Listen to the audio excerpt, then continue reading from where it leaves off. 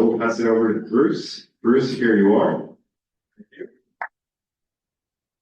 Thank you very much. I'm Bruce Rector. I'm the chairman of BCR Cyber.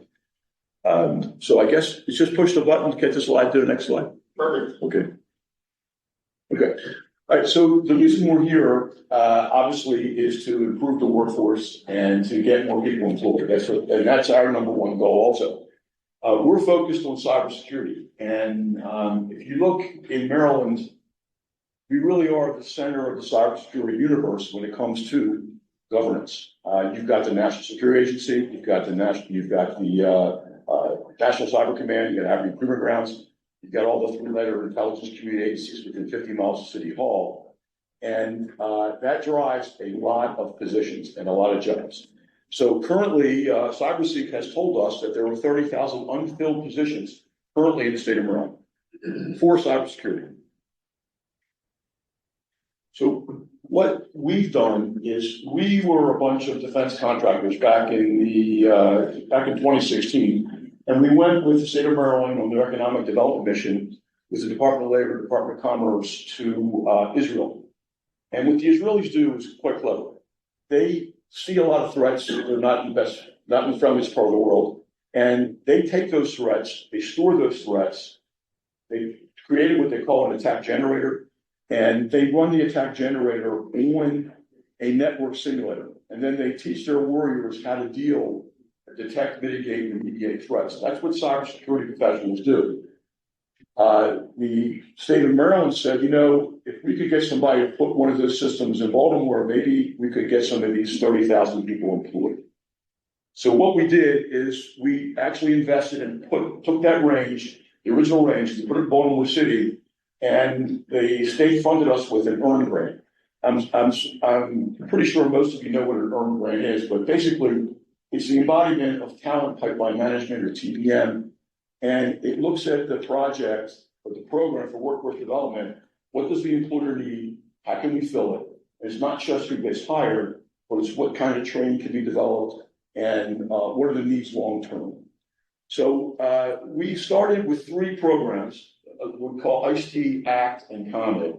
The ICE-T program is takes someone that has no idea anything about cybersecurity, and we take them to that base level, and then we take them to entry-level cyber positions. A lot of people don't realize that cybersecurity is really an esoteric subset of IT. You need to really understand IT before you can be in cyber. At least that's our opinion. It's like you need to be a cardiologist before you're a doctor, or you need to be a doctor before you're a cardiologist, right? So we actually go through a very detailed program of training, and we utilize that range, the ability to use the hyper-realistic experiential training of that range to train those employees.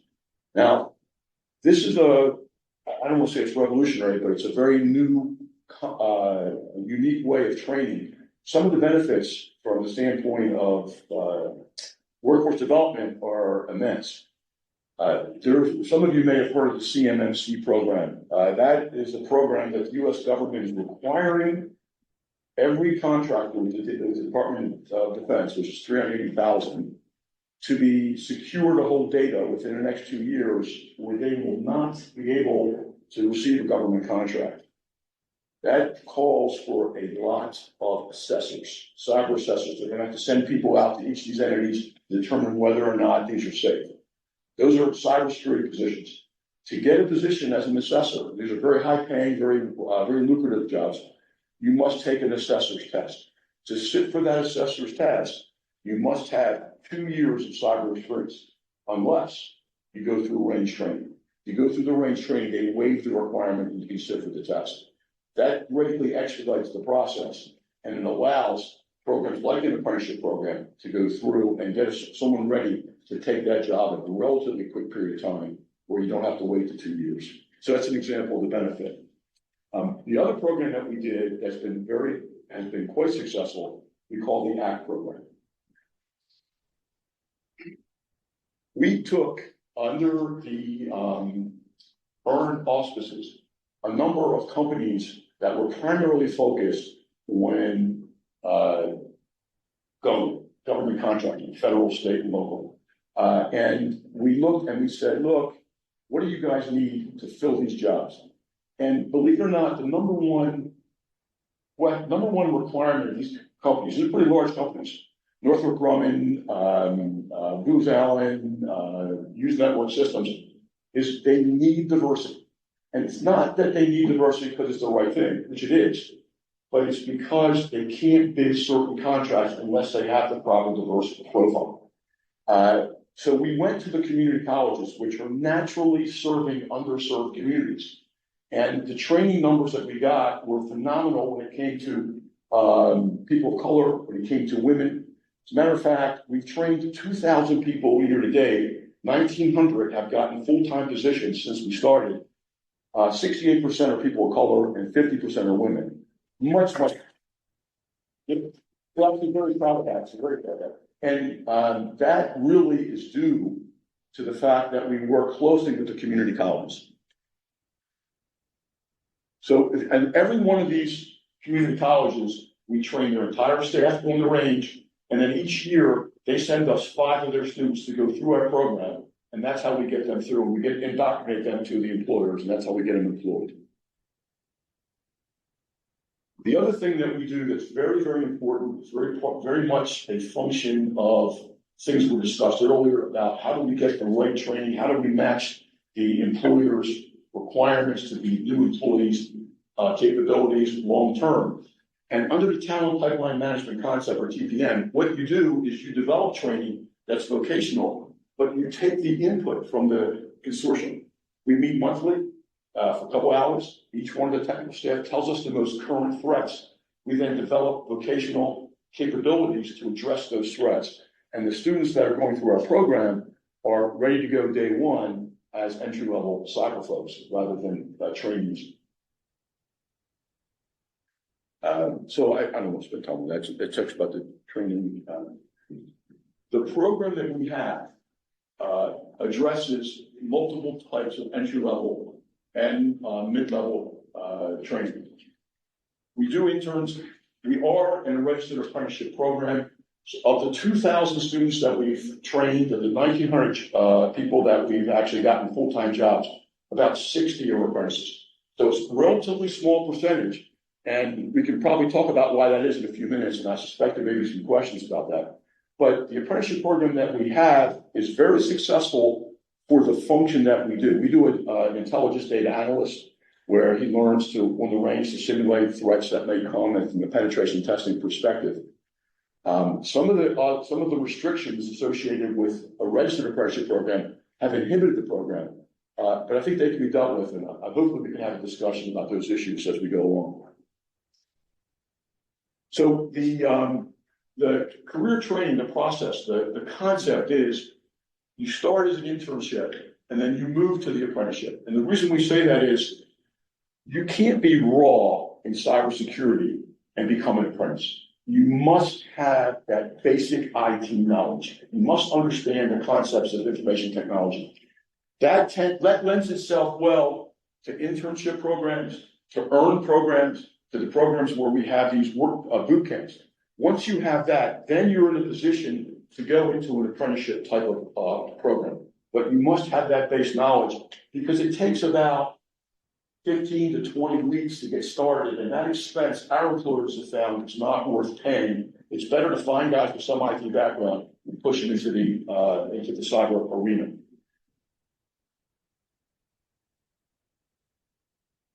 Okay, so I just wanted to talk about our outcomes. I want to be brief about that. So again, the numbers, and we track these numbers actually we're required to track these numbers for the EARN program. We do extra reports every year. And as I said, of the 2,000 students, we were able to place 83% working with the range. The positive outcome rate is 93%. The reason it's a differential is that a lot of our students don't want to get college degrees. You know, they've been through 2 years of a community college program, and so they go into the bachelor program. Again, 69% are people of color and 48% are female. So because you don't need to be a community college graduate in math to understand, if you're doing 200 a year, and you're trying to address 30,000 positions, you're not going to get there. So the state recently funded a program with us where we're going to take the range that we had in Baltimore and we're going to put it in every community college in the state. Therefore, the programs that we're running in Baltimore will now run in Garrett County, they'll run in PG County, they'll run in the Eastern Shore, and we will be able to address a much larger number, much closer to address the 30,000 unfilled. This is just a discussion under time constraints here.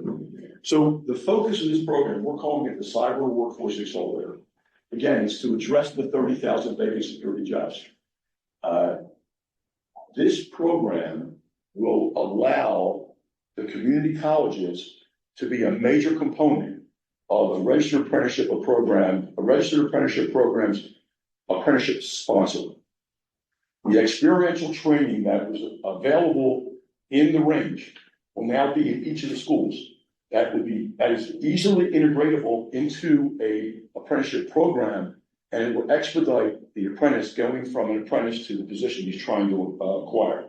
We've proven that that works, and we're very excited to make that available in 16 regional centers within the state of Maryland. We believe that will draw new employers into the program, as well as getting students and even non-credit types working with the workforce boards to recruit and get them into the program.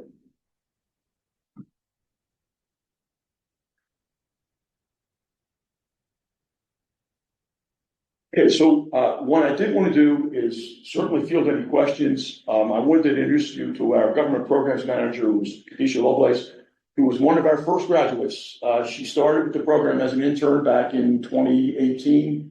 She now runs the program. She's the government services program, and she's been a major boon to our program, and we're very proud of her.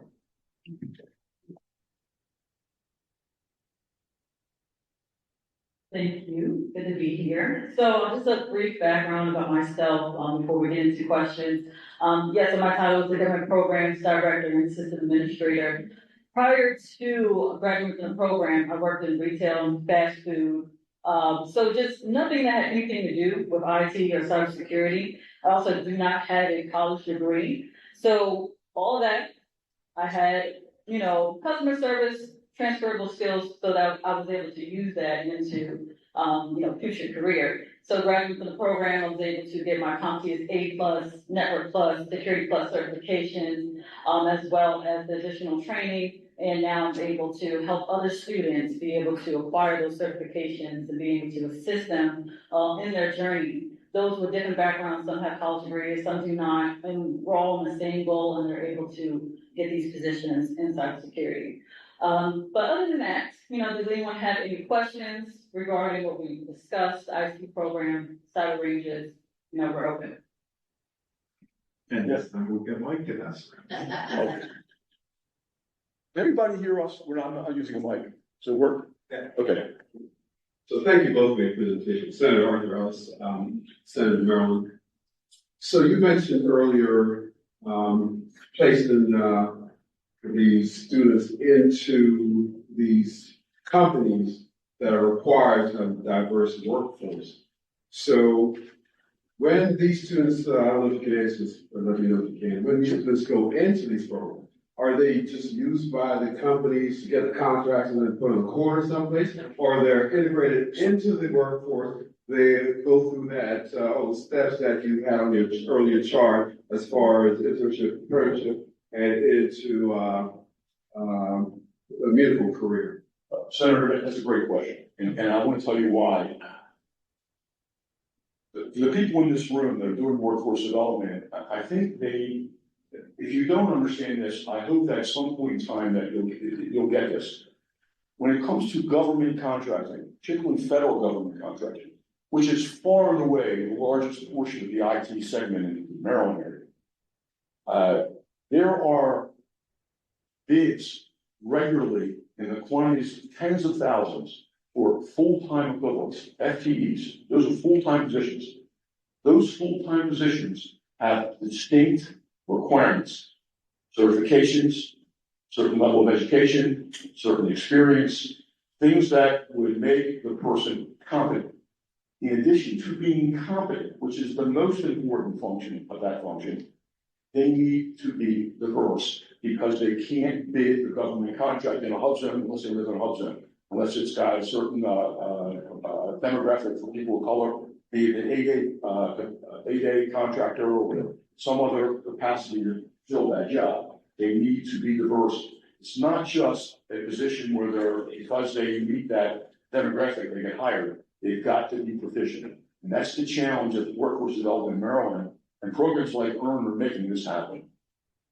Does that answer your question? Well, close. So, do you track their progression throughout a career, or? So the answer to your question is yes. And let me see if I go back to the slide I have here.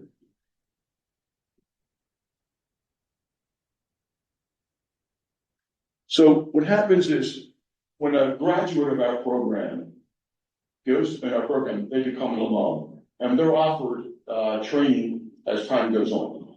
We keep track for 2 years of their process. We do that as a requirement for the state, and we report this to the state of Maryland. After 24 months, we lose track unless they come back for upskilling. So that's the best way we can handle that question. So at the 2-year point where you Yes. track, where would that individual be on your chart? More than likely the journeyman category. More than likely, we wouldn't. They wouldn't be in the advanced training. And in cybersecurity, proficiency is generally measured by a certification. A+ network plus security plus. Those are generally 1, 2, 3 years of experience. Some of the more advanced certification would be CISSP, and those require 5 years experience. So an experienced cyber person would most likely have at least 5 years, or your journey would be less. Thank you. So since you track them, so at the 2-year point, what percentage would be at the journey person at the journeyman location that began at internship? What percentage, say 100% for internship?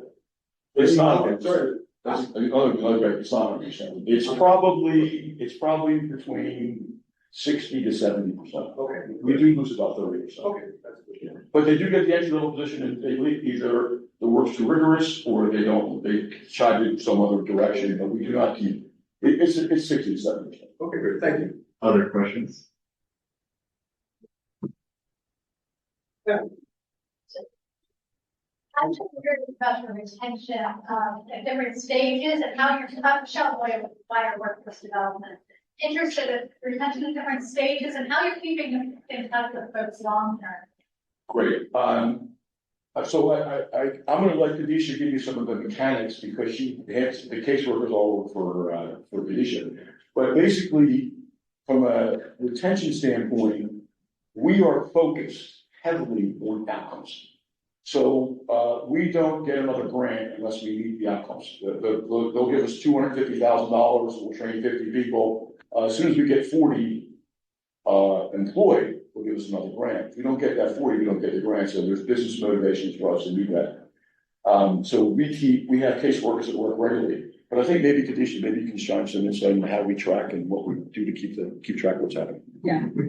All right, so with the retention, just like with any service-based business or organization, they're going to kind of have an issue with keeping in contact. So we try to do it on a monthly or every quarterly basis, being able to meet with the students, seeing how they're doing. But as far as just in the program in general, they start off, of course, 100%, and then the work might be too much, and then they drop off a little bit. But after their graduate program, we do keep track of them, as long as they stay in communications with us. Okay, because sometimes, they call them, they don't answer. We email them, they don't answer. So we do our best to just make sure we, stay up to date on to their progress. So hopefully that answers the question a little more. Yeah. I'm trying to understand the timing of employers employing apprentices, getting some work out of them, paying them something, and having them learn by doing. Yep. Can you just? I'm missing exactly the timing of the employers coming into this. Okay. The actual hands-on learning that is productive. Okay, so I can speak certainly to a registered apprenticeship program, which is what we are. Okay. So the registered apprenticeship program has 2 components. it has the apprenticeship sponsor and the apprenticeship employer. So the apprenticeship employer pays the salary, and the apprenticeship sponsor develops the curriculum and the program to meet the proficiencies to get from apprenticeship to employee. Does that make sense? Yeah. Okay. So what will happen is we will go to our consortium and we will say, in the case of ours, Persistent Surveillance, which was a drone company that was going to do camera for the police. And they said, look, we need about 35 analysts to process the data and make it available to the police for what their needs would be. They said, look, we'll pay these guys $15 an hour, and they'll go through the program that we develop as the apprenticeship sponsor. And in this case, it may be a year. And each quarter, there's a proficiency they need to be at. And that proficiency is based upon the curriculum that we develop in the apprenticeship sponsors program. That if they meet the proficiency, they meet the test at the quarter, they get a bump in income. So the apprenticeship employer who's paying the salary, no longer was paying $15, now he's paying $18. And then he goes through it, and then that process generally takes a year to 2 years, depending on the job function and the proficiency necessary to be that employee. So the employer is involved from inception in terms of paying, and the sponsor is involved until the employee becomes a full. But during that apprenticeship period, the apprentice is not really contributing to the productivity of the employer. Not necessarily. There are certain basic functions that employee, that apprentice is doing. As an example, if you're going to be a data analyst, they certainly need to understand how to process the data and prepare it. So they can work with the senior person or the mentor and prepare the data for him, freeing him to do other things. So he's doing, the apprenticeship. That's what I'm trying to get at. The apprenticeship program requires on-the-job training and classroom training. Right. So typically it's 20% of your time is classroom and 80% is OJT. During the OJT, you're productive. Thank you. Senator Walton, over to you. Thank you. Last question. Yeah.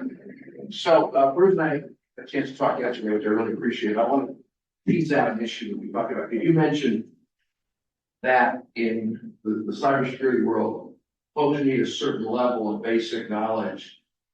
And that's why they aren't starting in the apprenticeship. They're starting, it's called an internship.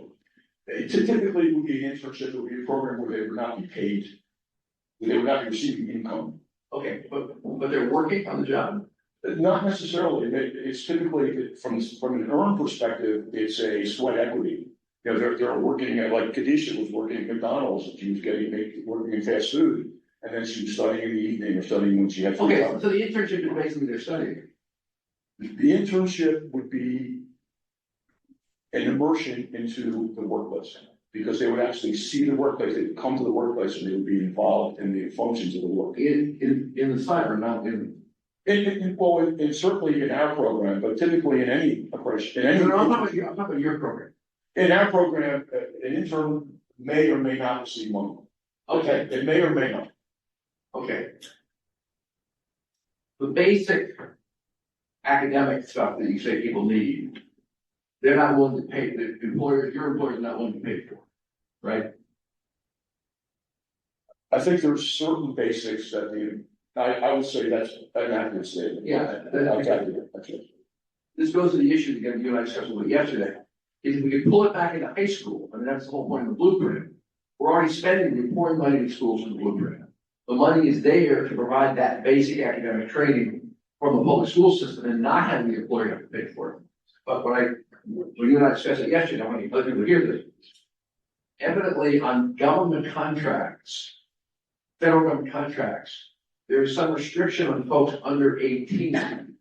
Could you explain that? Yeah, let me explain that. The real barrier. I'm glad. Thank you, Senator, for asking that question, because this is a big problem for apprenticeship programs in the cybersecurity and I, to a certain extent, we can talk to Catalan about this, but in the IT in general.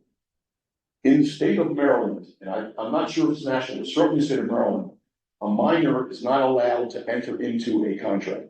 period. So if you have an apprentice or an intern working for Northrop Grumman, and he's coding, and he develops intellectual property, every employee that works for Grumman signs a waiver saying that this property is owned by Northrop Grumman. That contract is null and void to Grumman if the employee is under 18 years of age. So it's very difficult for us to place high school students in any of our programs, be it internships, apprenticeships, or even placement, until they reach the age of majority or age of 18. All right, big round of applause for Henry. Thank you.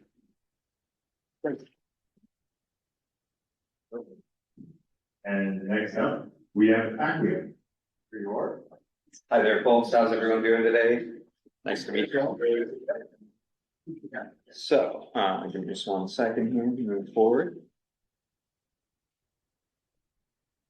So hi, my name is Jono. You'll see me as Jonathan, but Jono, it's like Bono, but with a J.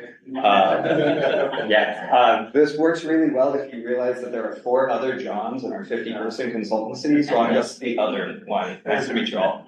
Outside of a little bit about us, Acquia, we have it described here, but we're a small disabled veterans owned business.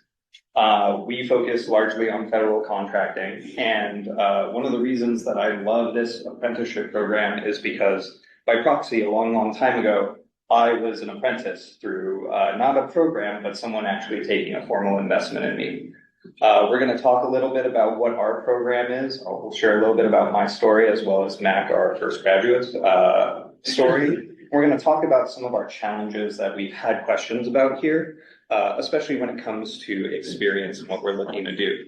Now, for Acquia, we are in the cybersecurity space. As we mentioned previously, cybersecurity seems to be very niche when you talk about the umbrella of IT. But even within IT, that is a very large and all-encompassing umbrella. We tend to focus on security automation, SaaS security, so your G Suite, your Dropbox, how you interact with these cloud sets of services, as well as GRC, or governance, risk, and compliance. Part of the reason that we include governance, risk, and compliance as a fundamental skill for our accelerator folks is because of the space that we work in. You can see here, these are some of the groups that we work with. So trust is really important for us to build, especially as we look to accelerate our ideal types of candidates. So let's talk a little bit about what our ideal sets of candidates are. These are Acquia's sets of values. We're going to be talking about 4 specific ones when it comes to our accelerator program. Hire, develop, and retain the best. So for Acquia, we go through and spend a lot of our energy and a lot of our capital in our employees, and we view our apprentices as our employees. This includes an education stipend that is able to be taken advantage of. I've graciously taken advantage of it, and I know many of our employees do. We focus on delivering exceptional results, and you'll see this in the curriculum that we build out for our accelerator candidates, where they are delivering, not just delivering for the customer, but delivering internally for our company on everything from our own governance, risk, and compliance efforts to helping build out how we deliver our services for our customers. I'm going to move to the 2 bottommost ones here. So these are 2 types of things that we look for in all of our employees, but also our candidates. These folks have to be curious. They have to have learning as not just their passion, but something that inspires them to drive their own innovation, to drive their own changes. And because of that, they have to be comfortable either being in a disruptive environment or being disruptive themselves to try and learn and approach things in new and diverse ways. When we're talking about apprenticeships, we talk about the diversity of people, but we also need to talk about the diversity of thought. And that's one of the things that we really value out of our apprenticeship program, is that it forces us to reassess how we're looking at security and IT at any given point in time. So here's an overview of our candidate profile. We generally focus on trying to find apprentices who are career transitioners, individuals from underserved communities, and veterans. Being a disabled veteran-owned company, we have a very large investment in our veterans and making sure that they can find homes. In fact, my original mentor is a veteran who went through and helped me find the way to move from a consumer-based set of IT service jobs into more formal cloud-based services. So we talked a little bit about the who, let's talk about the experience. You'll notice on here that we don't have students, and there's a reason for that. One of the things that tends to happen with students is that they already have a set of opportunities, but maybe haven't had the opportunity to push forward and execute and deliver on something tangible. For folks who are already in other careers, they've gone through the process of learning a new set of skills, adapting to it, gaining a sense of some degree of mastery, and now they want more. They're hungry to learn, they're curious, and they really want to push that envelope. If they have a proven track record of doing it in an environment where they need to because their very lives are on the line, it's their sustainment, it's their job, it's how they put food on the table, it becomes crucial to take advantage of those people who want to push forward, because those are the folks who are going to address those large gaps that we're talking about in employment. We also go through and do an interview process that is the exact same for what our apprentices go through or what our employees go through. Granted, it's a little bit abbreviated, but the fact of the matter is we want to go through and make sure they fit with our value sets. With that in mind, we want to talk about why communication is on here. This is something that we tend to find is very hard to teach on the job. And career transitioners, especially those who have been successful in their role, have found ways to not just communicate, but facilitate that communication in team settings, as well as with customers who are invested in paying for their services. So here's our formula. It's pretty simple, pretty straightforward, and it takes about 6 to 8 months. We believe that these 3 components can be put together in such a way that you get a cybersecurity professional.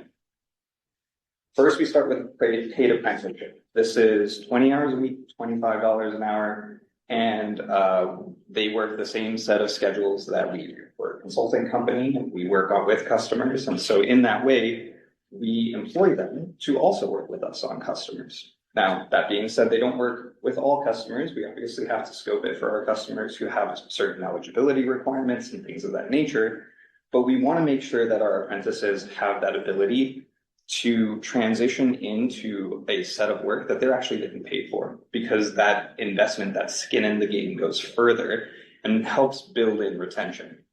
The next part is our curriculum, which we build out in multiple sets of courses. We're going to talk about the 2 courses that we have, and then one-on-one mentorship.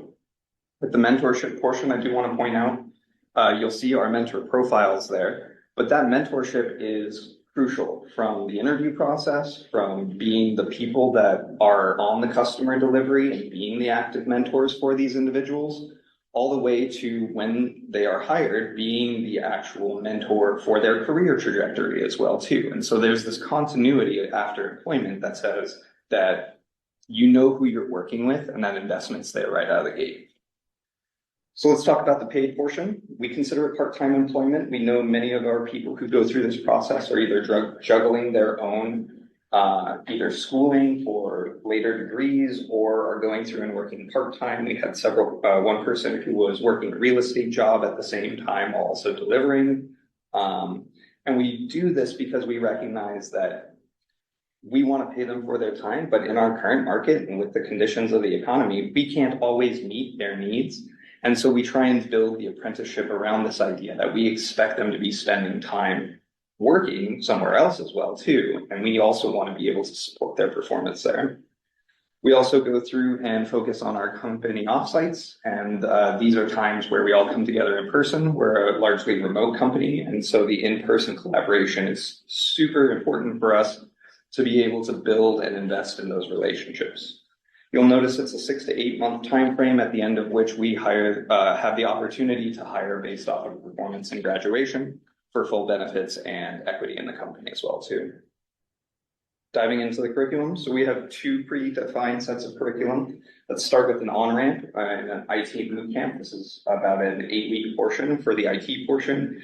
And then we transition into our 2 dedicated tracks. As I mentioned, governance, risk, and compliance is huge, especially with the need for auditors, the ability to have assessors understand controls and their implementations in the context of IT, especially federal IT systems, which have much more rigorous guidelines than commercial ones. With that in mind, we also built a cloud security infrastructure architect course, We recently had 2 graduates through this course, and this takes non-technical individuals and pulls them into the cloud space to start delivering on cloud infrastructure, getting the basis of DevOps and the process of what does it take to actually deliver software. We go through and mix this in with traditional classwork, hands-on delivery with the customer, capstone projects, as well as internal projects every week. And those projects then come back together to help build a capstone that we'll talk about a little bit later. As mentioned previously, we also focus on certifications.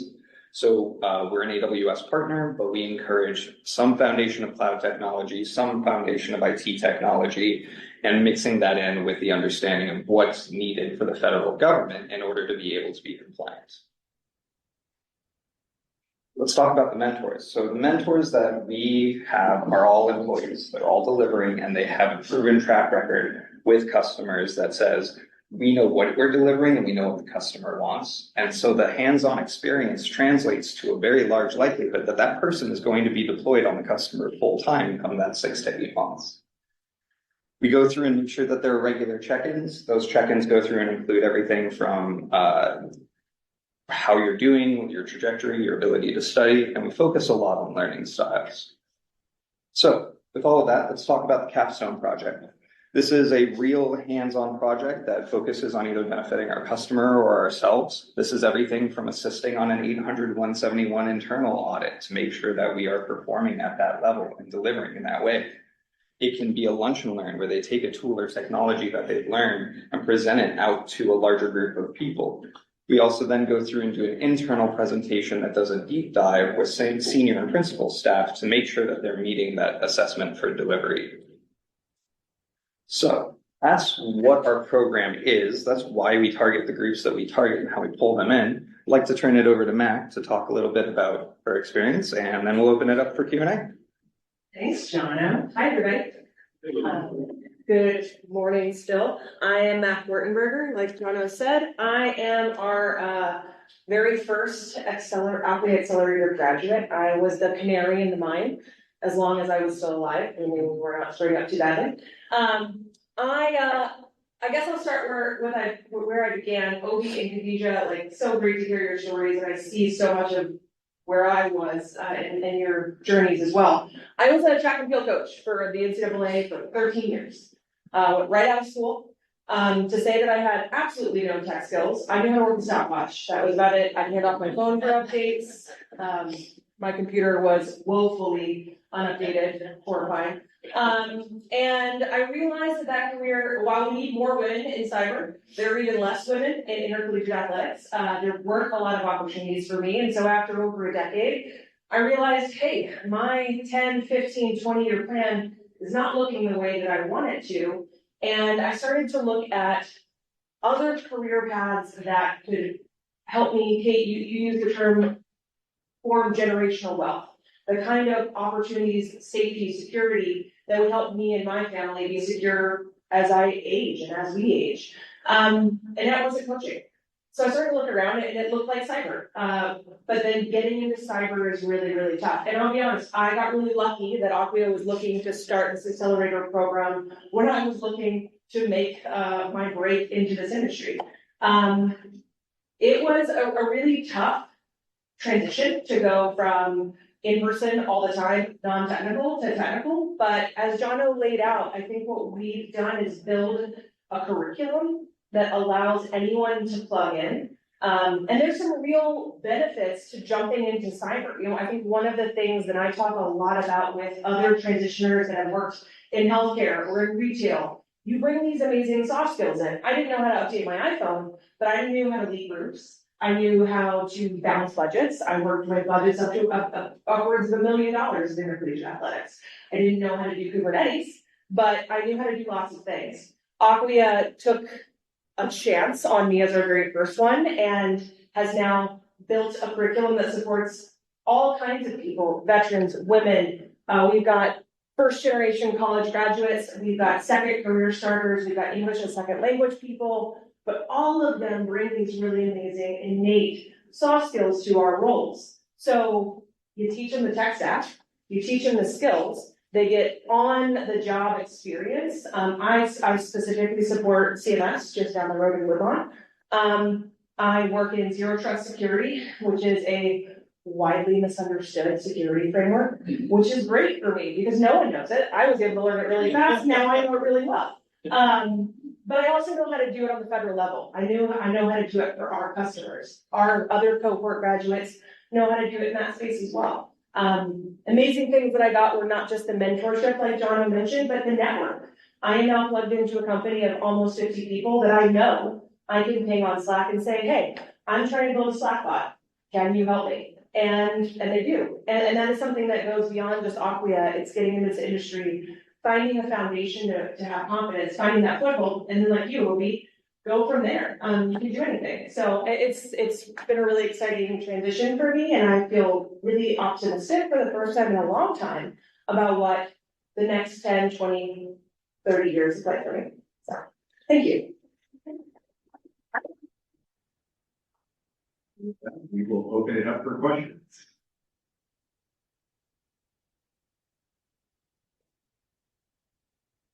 Hi, Arthur Elskin. As a service disabled veteran myself, I really appreciate your company and what you do in that space. Working for the federal government in a lot of areas, individuals need a level of security clearance. What's your experience with the company bringing people in certain issues with the federal government, with like marijuana use and stuff like that? What's your experience in that space and bringing friendship in? So I don't, I'm going to take a step back here and say that I am not actively involved in the full SF-85 process that I think a lot of folks have gone through or EQIP, as some people may know it, for every single person. I want to speak to the experiences that we've had, and there haven't really been any sort of issues when it comes to the background check portion of it. In terms of like, hey, is this a problem? Did it come up even? Like, are we finding these people? And generally speaking, past that, that isn't the biggest problem.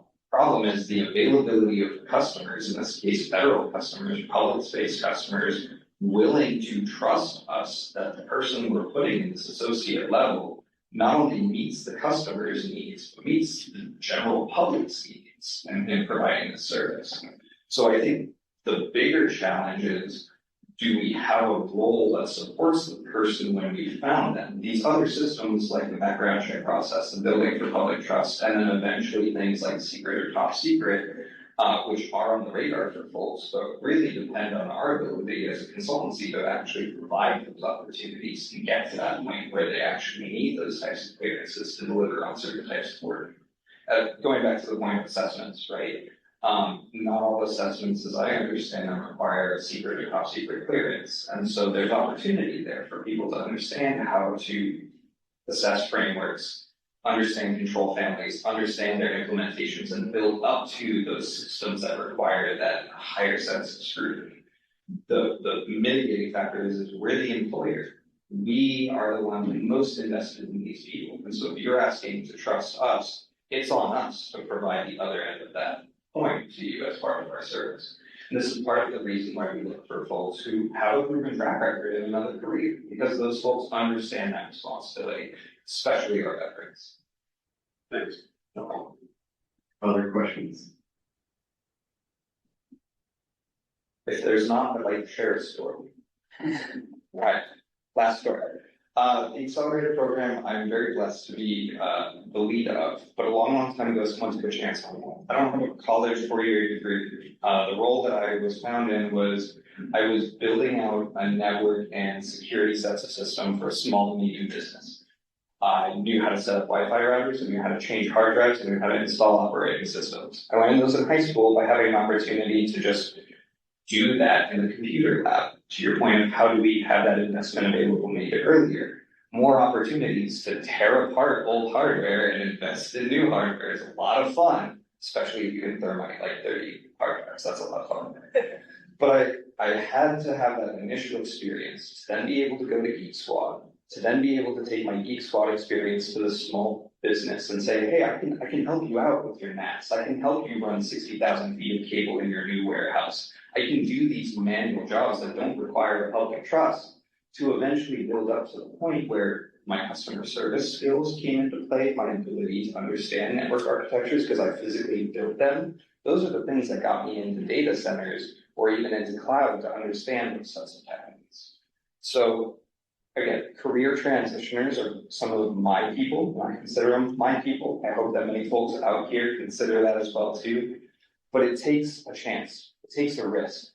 The profile of the person, though, that tenacious person who wants to see change, that's the thing that makes a difference.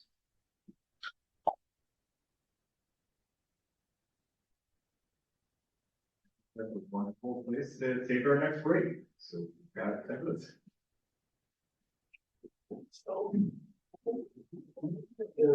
Okay, good. Thank you for all. No special. Super.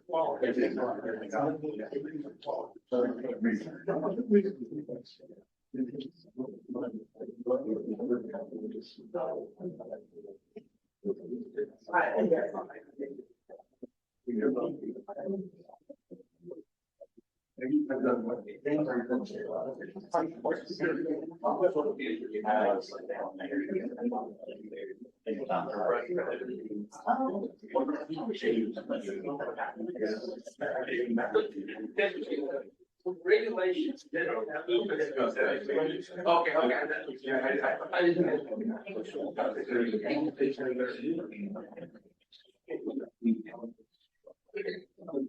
That's I'm gonna say right.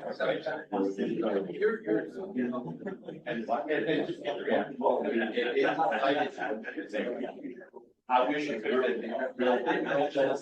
Okay, so you know that there's. That's actually one of the. It was something. And actually. Exactly. They got program, they like. Government. Well.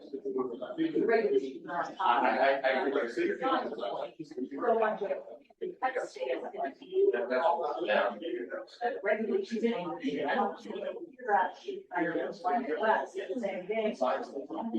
This is the standard.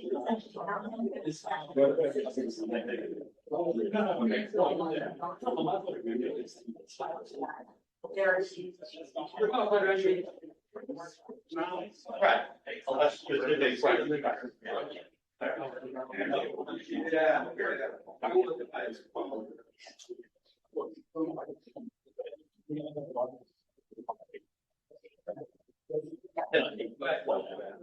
Now I do.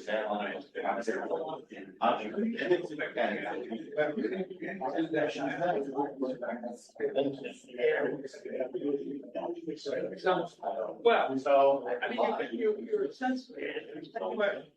it's not a big deal. I don't know this.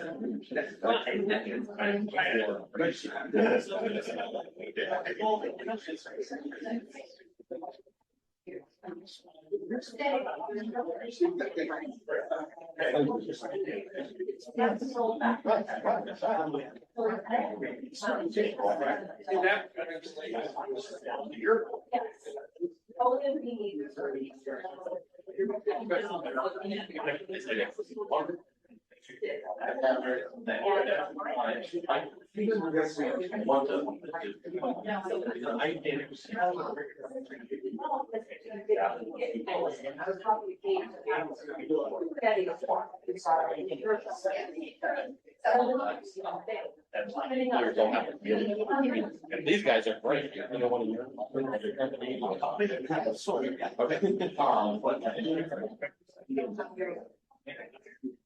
Just some. If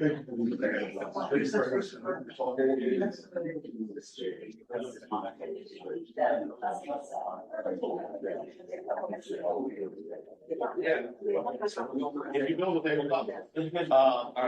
Best policy on my favorite. Yeah. Yeah. All right. Okay, all right. Okay. All right. Yeah, because I have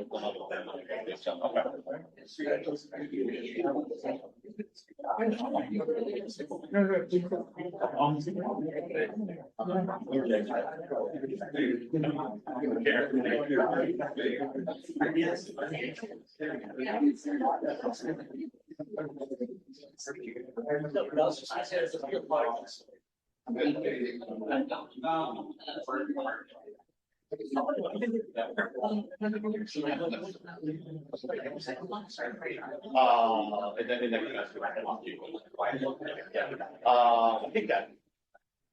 Well, when we start, that's so it's better.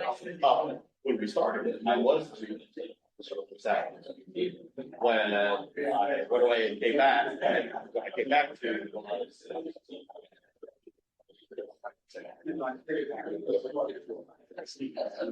All right, so good. All right, maybe it's the rest of your yeah, it's all right. It's good.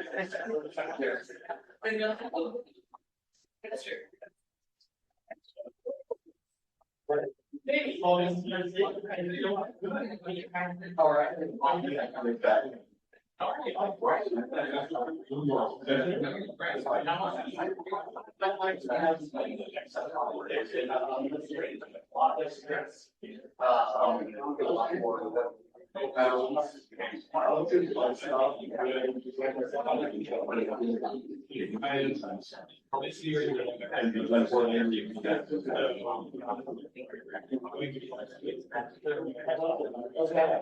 I know what they're called. The whole thing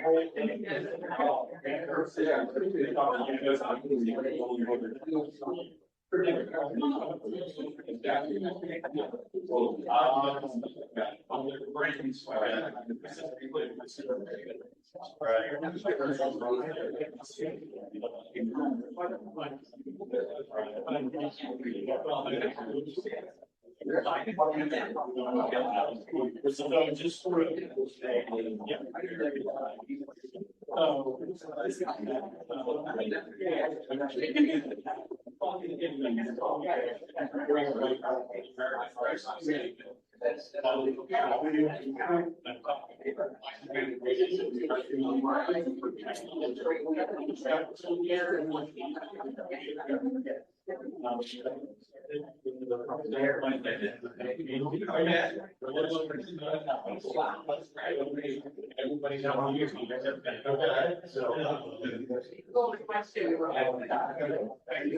It's late. Oh,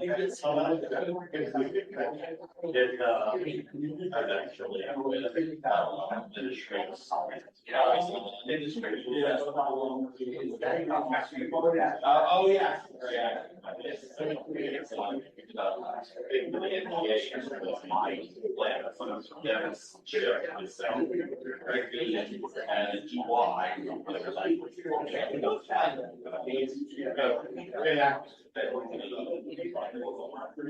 So, all right, well, let's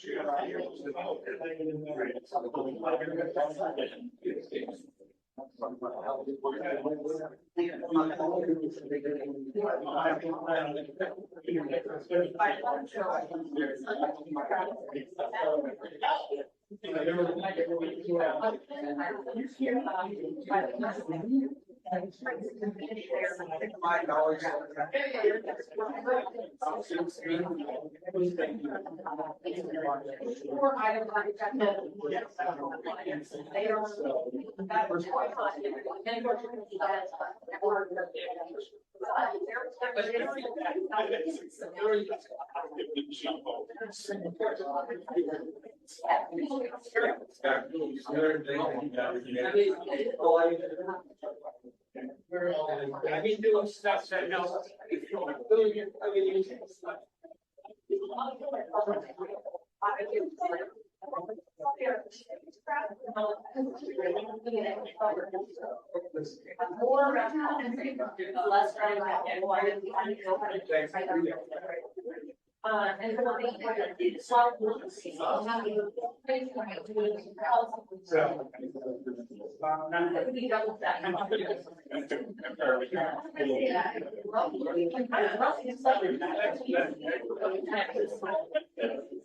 Somebody has. It's like.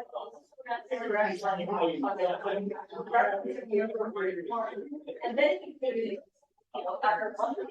what we did so much is this is by the end it was like someone was scanning and contracting off on this. And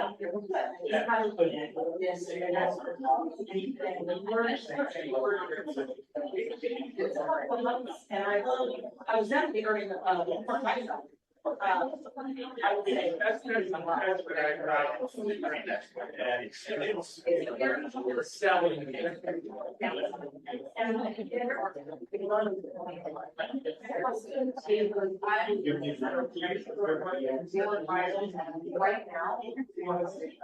not theory because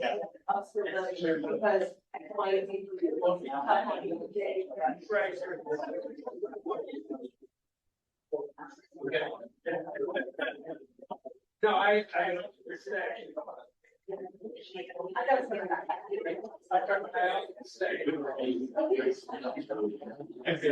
Good to meet you.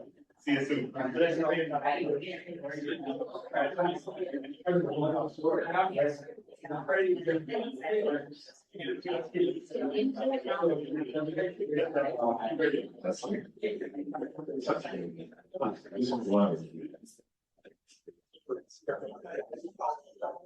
All right. I heard a lot of wonderful conversations. We can write them away live. We can start our fireside chat.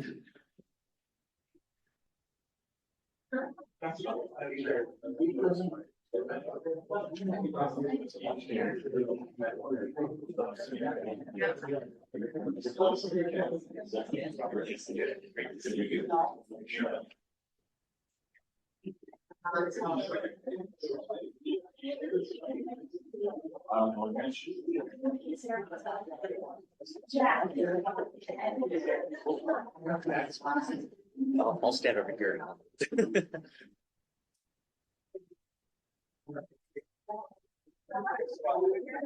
All right, we're going to accelerate the program a little bit today because we have a bunch of commissioners who need to head out around noon for a CTE committee meeting. So we're going to get started a little bit earlier here.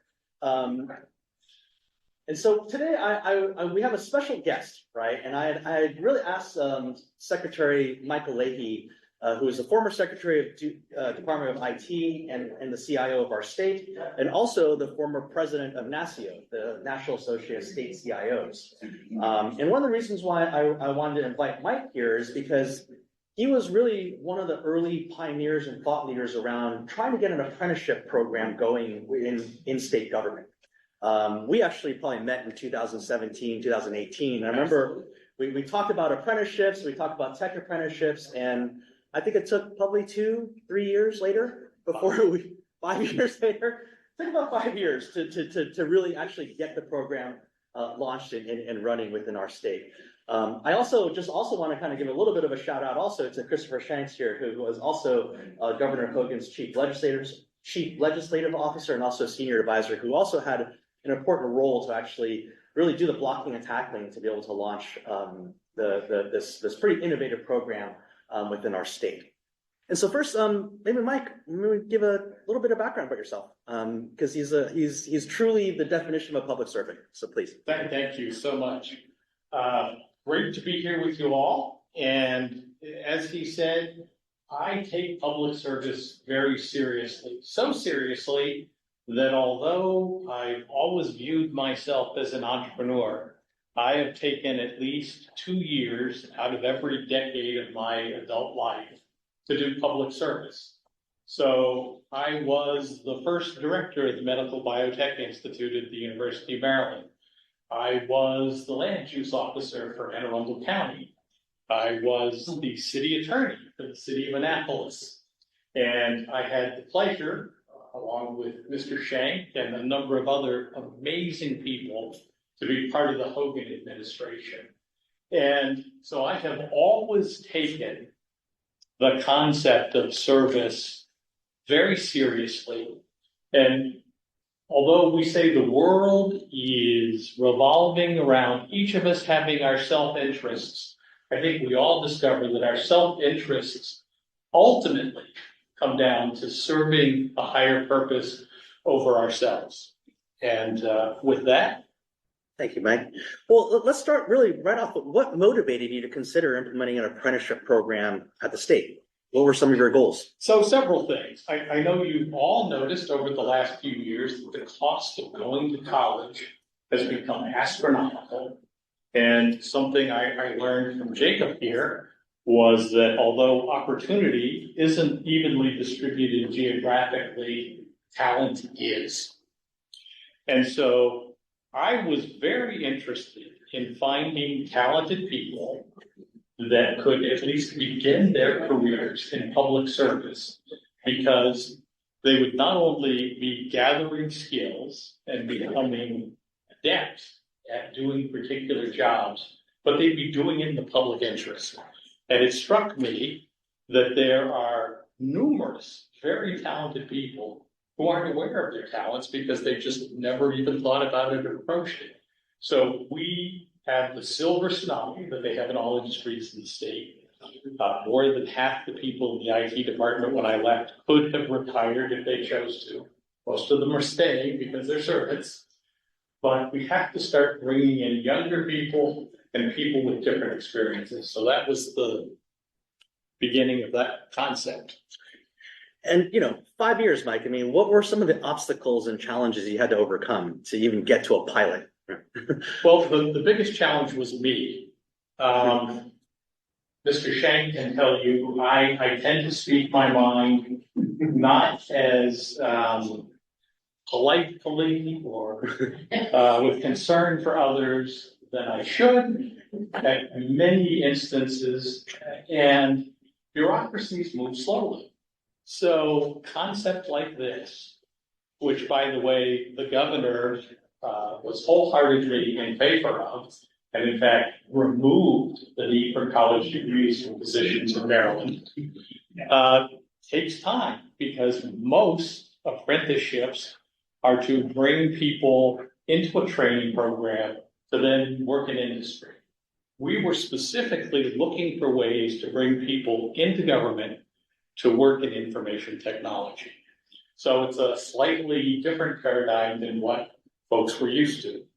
The Commerce Department and the Labor Department have been historically responsible for apprenticeships.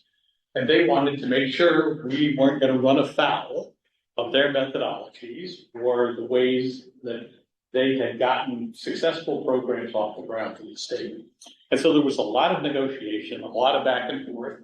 And then, of course, once folks agreed to do this, the state procurement process takes a long time. And so we had to agree first on how to write the request for proposals, and then how to score it, and then how to get folks that were willing to work in this field to actually propose the methodologies. And I worked a lot with Jacob on that. And how did you solve them? How did you work around some of these problems? Yeah. Well, I don't see them as problems. They were opportunities. And as I said, when I get done being pig-headed, the most important thing I've learned is that I have a lot to learn. So I would listen. Okay, what are the challenges from a different department's concerns about this? What are the coordinated efforts that have to be formalized, that have to be put into processes that are going to be part of the government's ongoing operation?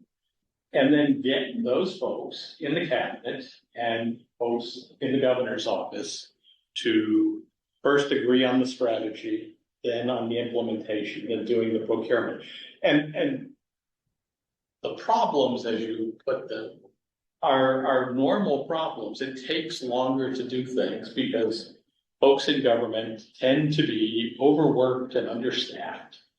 And we can talk about what we want, hear the same words, and mean very different things. So again, it's a function of listening. Well, that being said, what recommendations do you have for leaders in government today, right, to drive innovation and really scale registered apprenticeships in our state? Thanks. Couple of things. The first and most controversial is I would rather make a mistake than make no decisions.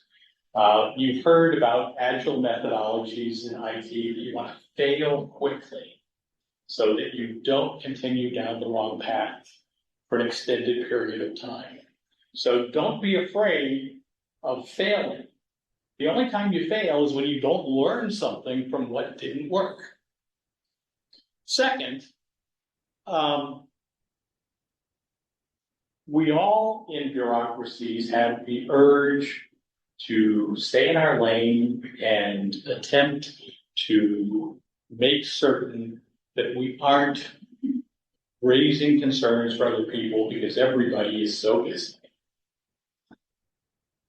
Runs counter to my personality, but I learned just going and talking to folks about your ideas and about their view of them is 90% of the battle for things like this. Because I would find that folks would say, well, that's a great idea, but I don't have any idea how we could do that because these particular regulations block it, or this is not part of our mandate. And so again, it's building coalitions around ideas and then looking at the way that people can come together to bring it to fruition. Well, that being said, we're going to open this up for any questions for Mike here to the audience. So, yes, sir. I'm just going to project. What do you think is one of those sets of federal regulations that maybe hamstrings folks from being able to create those coalitions? Or if not a specific one, what do you think the coalition would need to be that makes this more prevalent of an idea for public spaces? Well, I was not speaking to federal regulations specifically, but I'll give you a very simple example. You create an apprenticeship program that the goal is for the apprentices to ultimately become state employees. You ought to have some place for them to go. And the state has a limited number of pins. And so even in the current ongoing program, they don't have specific places for the apprentices to become full-time state employees. And part of the difficulty there, I'm sure you've all heard of this idea of outsourcing. You say the government's not growing because we're not hiring more employees. We just have contracts where we're using outside workers. I don't want to see apprenticeship programs become just outsourcing programs because they tend to be less expensive for the state. And we've already seen examples in a number of apprenticeship programs where rather than transferring folks into state employment, the states have asked if they could remain apprentices for a second or a third year. And I think that runs counter to the purpose of the program.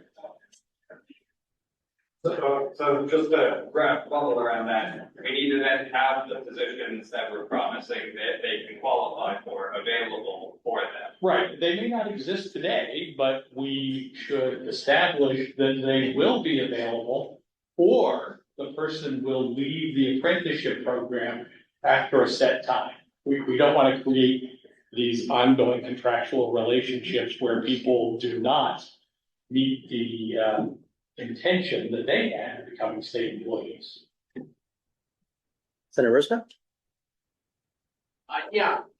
So this is, let me get a head around this. So this was a contract that you described. These were non-state employees. They are not. They are under contract. Yes. And the reason they're contract instead of state employees is because two reasons. One, they typically had no IT experience beforehand, and although the programs that were initiated had over 90% of people finishing their training and succeeding in the field, we wanted success in the apprentice program before these people would be offered employment as a conditional program.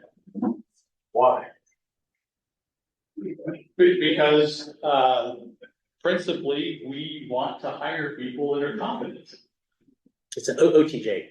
So the OTJ is being handled in that contract period, and then the intention is they convert at the period when they complete. And but I'm gonna say strategically why, I mean, as some people here know, I've done a little bit in this area with state agencies.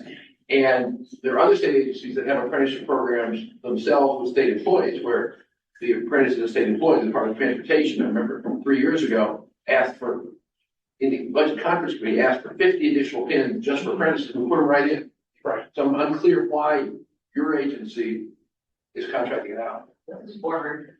Well, Or what? there were a number of reasons. Okay, no, that's, But the most significant was at the time when this was being discussed, COVID was ongoing, so people were not coming into offices. There were difficulties with supervision, and particularly with people who had not worked with their peers previously.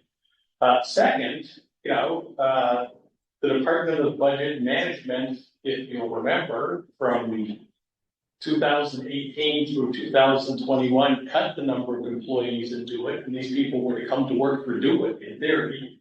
So we went from over. Okay, I get. I lived the last administration, so I know what you mean. Okay. It was a specific time-based thing. I got it. Yes. Second question is, how many apprentices are there or were there in this program? I would have to rely on the folks who are running the program today, because I've been out of it for a year and a half. But the initial hope was that it would be 10 to 20 to start, and then have cadres of 10 to 15 each year. Great, thank you. Thanks a lot. Thanks, Senator. And I'm going to hold the question for a second, only because I think we are going to actually answer some of those questions in the next case study. So the next case study actually is an offshoot of this pilot, right? And it's actually become an ongoing program now. But I'll actually, I know Assistant Secretary Roth just came a little bit, so I don't know. I'll let you have one question. Yeah. Thank you, Chairman. Hi, everybody. Good morning. I was wondering, like, what conversations happened with the Labor Department that made it go, I guess, in kind of all these air quotes, apprenticeship versus the registered apprenticeship. What were some of those pain points, and how do you, if we had a do-over, or if we have the opportunity now, what should we be looking at that the things that prevented us from going the registered apprenticeship route that this commission is focused on? Well, I'm going to give you a very general answer, and you already know that answer. Okay? Agencies have specific legal mandates that they are responsible for. So they're very siloed generally. So creating opportunities for interagency cooperation is difficult, simply because it's adding something outside of their mandated mission, and it's creating additional work for those agencies. That's the first piece. The second piece is bureaucracies are terrified of risk. And the only thing they're more terrified of is missing out. So, there is this tension between it's too early. Oh my God, everybody's doing it. We've got to jump in. Okay, and so then it becomes again a question of how are you going to allocate your resources to fulfill your primary mission and address questions like this. And to their credit, Mr. Shank and a number of folks in the Hogan administration recognize the importance of that collegiality, but cultures change slowly. So, my advice would be just keep pushing. I gotta have to follow up to Aaron's question. Okay. What was the specific problem why it's not a registered apprenticeship? You have to ask the folks from labor and DVM. We never discussed taking this program through the direction of being a registered. Oh, we never proposed it. That's correct. Oh, well, that's a good explanation. Well, thank you, Secretary Lee. I really Thank you all so appreciate much. it. And with that, we're going to move over to the Maryland Department of Health. I think here is it's a great case study. I think it's building upon some of the conversations that we've been having with Secretary Lay here. So with that, I'm going to turn this over to Fiella L. For Department of Health.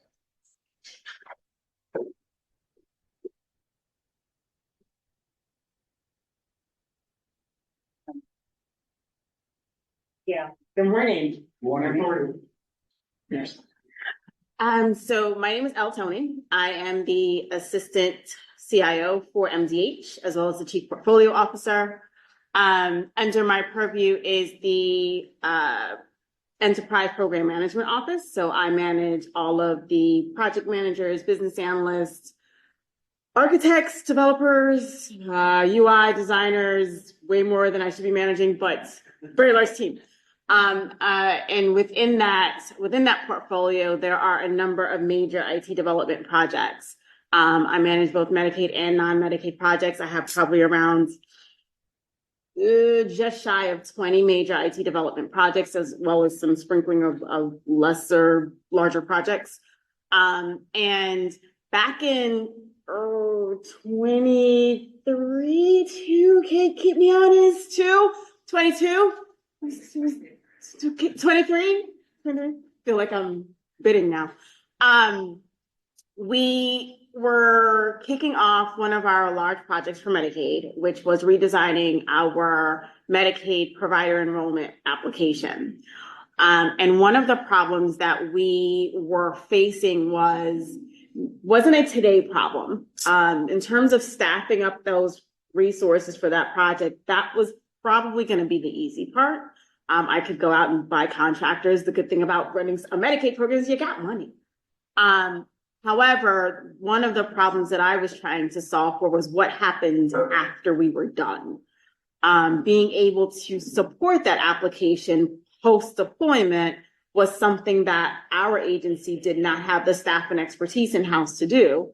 And so when we started talking through the opportunity that was the apprenticeships, I thought that it would be potentially a good idea if we brought the apprentices on in development, and we would basically build our future operations and maintenance team.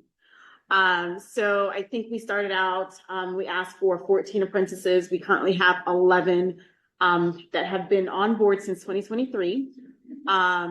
I want to say it's 22 now. Well, the time quarter was 2022. We started 2023. Okay.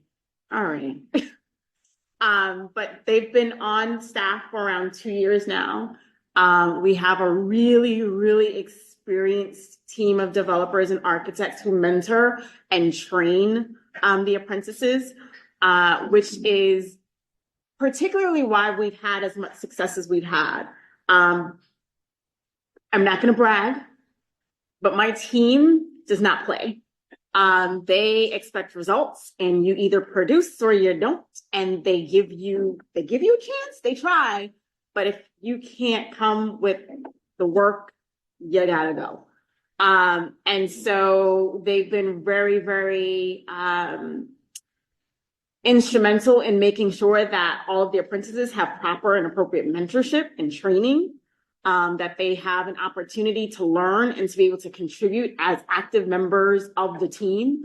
I would say if I look at all of the senior members of this development team, they're probably boasting 200 plus years of experience combined of development, architecture, security, you name it, they run the gamut.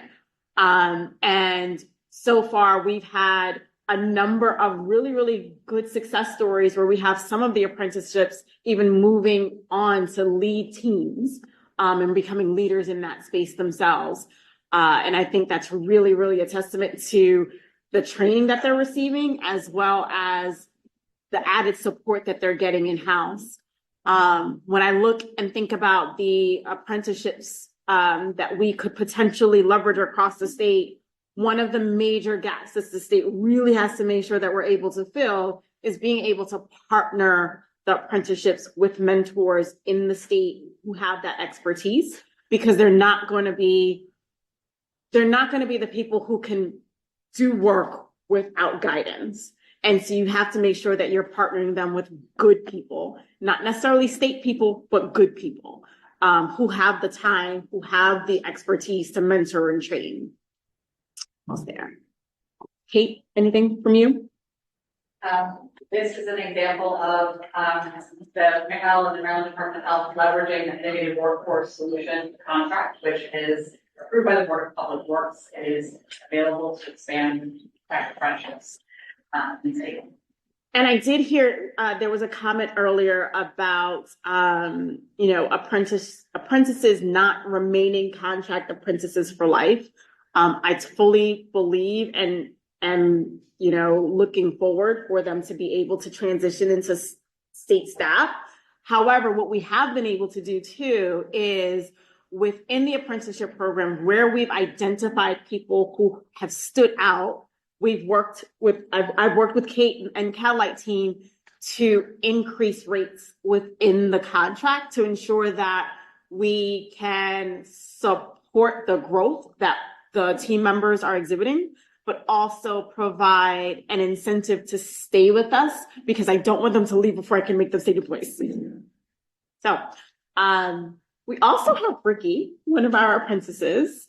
So I don't know if Ricky, if you want to say a few words about your experience, that might be helpful. Yeah, so I can talk a little bit about my story. So hi everyone, my name is Ricky. Let me see, currently a developer on the PMM project for the Maryland Department of Health.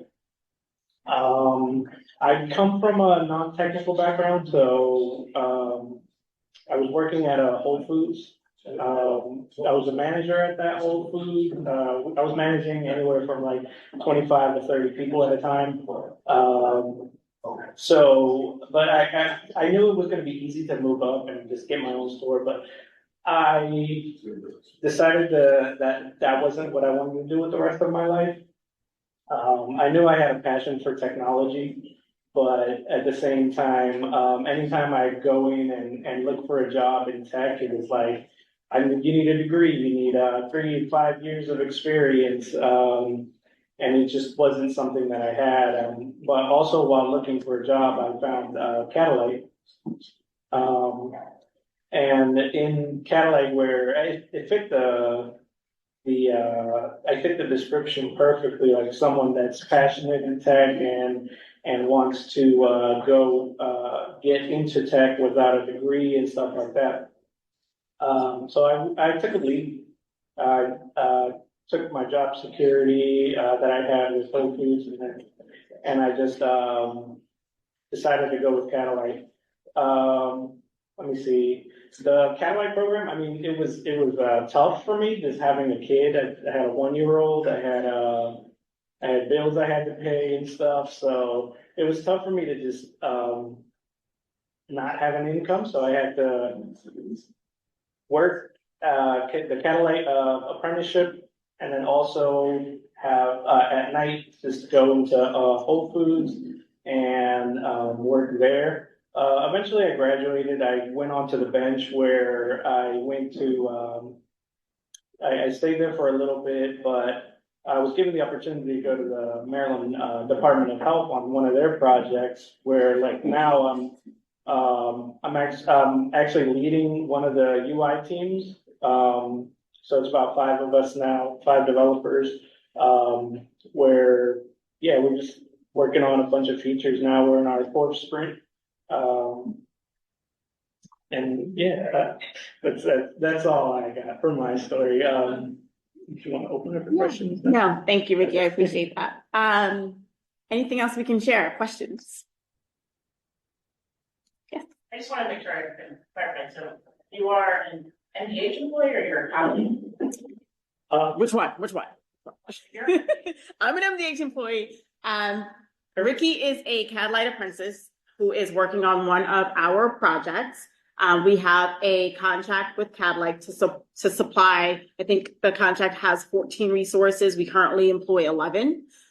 Ricky started out as a developer, worked his way up, and is now, I would say, one of our lead developers managing his own team within a larger team. I think right now the PMM team, probably around 70 to 80 people on this development team, very large application, internal, external facing with a portal. So 3-tier application, very complex. But I think the testimony here is that Ricky started out as a Whole Foods store manager, worked his way up, took the training catalyte, was selected to join the PMM team, started off as a developer, was able to be mentored and trained by our Cracker Jack staff, which I know Nagina runs a hardship. Oh, yeah. And is now worked his way up to be able to demonstrate to that team, which is tough, that he has what it takes to lead in that space. Does that answer your question? Fortunately, yes. Yes. Yeah, Arthur, once again. Earlier, the presenters talked about going through internship and apprenticeship. Did you go through an internship or you went straight into an apprenticeship? Catalyte, they bring people in for a training cycle. They'll train them up, get them ready for an apprenticeship, a job. So that's kind of where I'm at. So I went through the training process. I went through a group project that we had, interview, where then you go onto the bench, and then any project. What's the bench? What's that mean? The bench is kind of like, if you think about like sports, you're just kind of on the bench. These are people. If you think about like sports, these are like, basically ready to get in the game. Yeah. People that are just ready to go onto a project at any given moment. So I was there for a little bit, but then an apprenticeship opportunity came in from MDH, that's where I got put onto that project. So before the apprenticeship, were you paid, or that was just a learning unpaid? You had to continue working at Whole Foods. While I was training, yes, I had to continue working at Whole Foods because that was unpaid kind of training. But then afterwards, it's paid, and that's why I think one of the tough things about Catalyte managers have to do is keep their bench small, but at the same time, they need to have those developers on hand. So what time frame was it for when you began to train when you moved into the apprenticeship?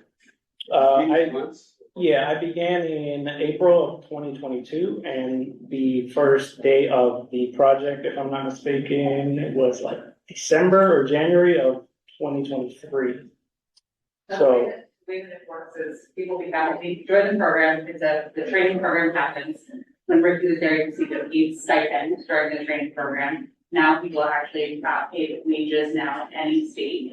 And then when you complete the training program, you're converted to a full-time employee as an apprentice, where Catalyte is the employer actually of that program, paying benefits as well. So you go through the 20 weeks and you become a Catalyte employee. Sometimes, most of the time, you go directly to a project. Sometimes there's a bit of a wait as we're matching people with employers.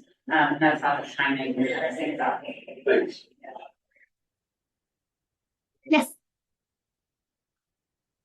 Yeah, I wanted to ask, how did this fit in generally to your IT needs in the health department? I mean, you have, I think, 12 apprentices, if I recall correctly. 11, I think. 11. So, is this solve your problem for all your IT workforce needs? Or? All workforce needs? No, not all. So we were talking about this yesterday, and one of the things that I am mindful of is when we bring apprentices on, we're not bringing on an individual with 10, 15, 20 years of IT experience, right? And so the expectation of any agency, any company that is going to invest in an apprentice is that we're investing both in money and in time. And across the board, throughout all of my IT applications and through all of the IT services within MDH, we don't have the bandwidth to support mentoring a large group of people at one time. This was a unique case for me because of the team that works on this particular application. They are highly experienced, highly driven, and what they're able to produce made it possible for them to do their job as well as mentor and train apprentices. We don't have the level of staffing across the entire OET within MDH to do that. Okay. Do you have shortages, workforce shortages in IT in health department? Absolutely. What scale? I'll give an example. My portfolio office, which manages all of the major IT projects within the agency, is run by me and 2 other people.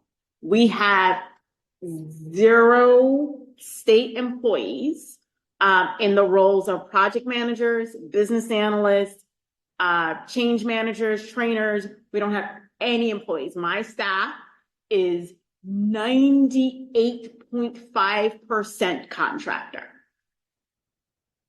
Okay, that's helpful, but I'm trying to understand the scale. Is it 100 people vacancy? Is it 500 people vacancy? Is it 5 million people vacancy? That's hard to tell. That's hard to really say that because it's all based on what services the Office of Enterprise Technology is performing and needs to perform to service the agency. We have an agency of 5,000 people spread across the state, local health departments, 11 facilities. And so when we talk about the shortage, it's very difficult because it's based on what that IT strategy is for staffing. And we don't have those numbers specifically right now.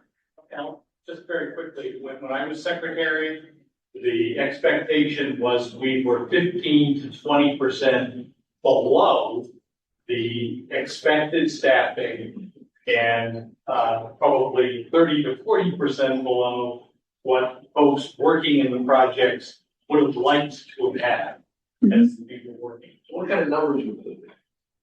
Well, I would say at Do It, they've added the number of pens this last year. But when I left, they were probably 50 to 60 people left. Like at Do It. At Do It. Gotcha. Thank you. And I would say MDH is probably 4 times that. Okay. Now, one more question. Thank you. So I have a similar question and maybe just a shameless plug. So I'm wondering, like, what would it take, like, what are the pain points, if really the model seems like it's working for you and perhaps you want to keep it this way, but if we were to want to explore how to take this model that you described and make it registered apprenticeship, like, it sounds like the mentor ratio might be one thing that you're, like I picked up on. Is it funding? Is it you don't have the pins? Is it like, what are those things that we could do collectively, like, you know, in the labor department today? So it's a combination of both the funding and the pins. One other thing, yes, sorry, is that we have a $3 million investment right now, like, could apply tomorrow, for a public sector apprenticeship to support all those various pieces to get it off the ground, seed it, grow it.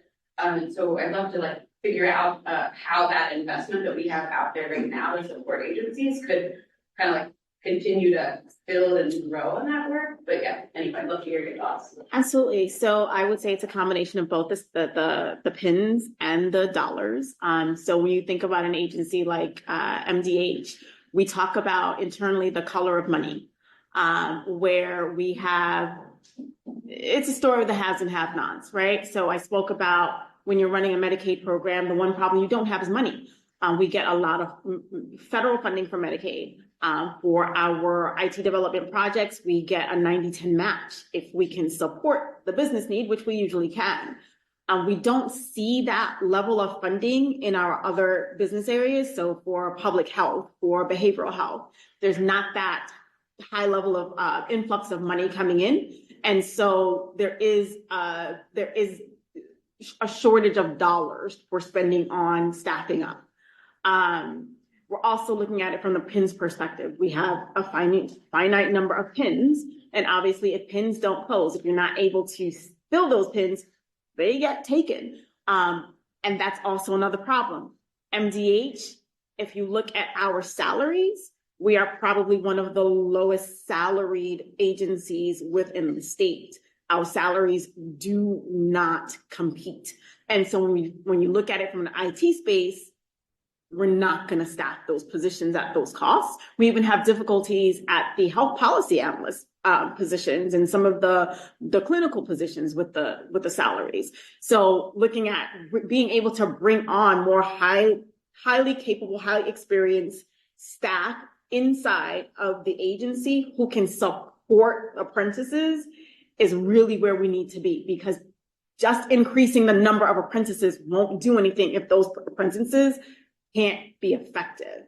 And I will also say this, in the beginning, we did suffer that. When we first initially brought the apprentices on, they were not contributing to the level that they're doing right now. And that was because we did not have the right people in place to mentor them. As soon as that changed, the conversation changed around what they can do and the success stories.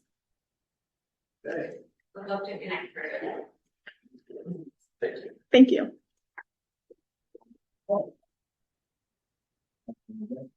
Our next spotlight is Kinetic Potential. Come on down, the price is right. Happy to. Thanks, appreciate it.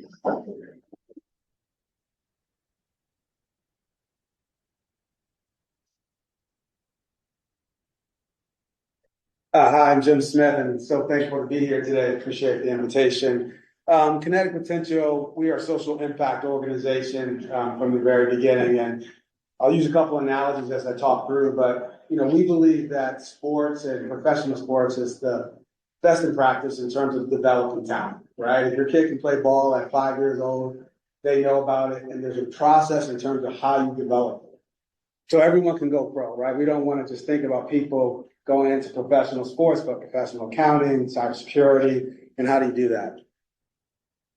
So I own two companies, Digital Network Group. We're thankful to be a part of the Innovative Workforce Solutions, also providing apprentices to do it. We had 20 apprentices that are part of the device refresh initiative. So they're doing kind of tier 1 help desk support. And I'll talk a little bit about that as I talk through my proposal. When Kinetic Potential was a business unit that we spun off that really says, how do we actually focus on individuals that face barriers to employment, getting into things like technology and other career fields? What's a solution? What's really the problem? So I'm going to talk a little bit about that. But as it relates to college that came up, only 10% of low-income kids graduate from college. So when I start thinking about how to advocate for the supply of talent that we're trying to target, we know that going straight to college may not be the recipe for success, and apprenticeship could be a better option.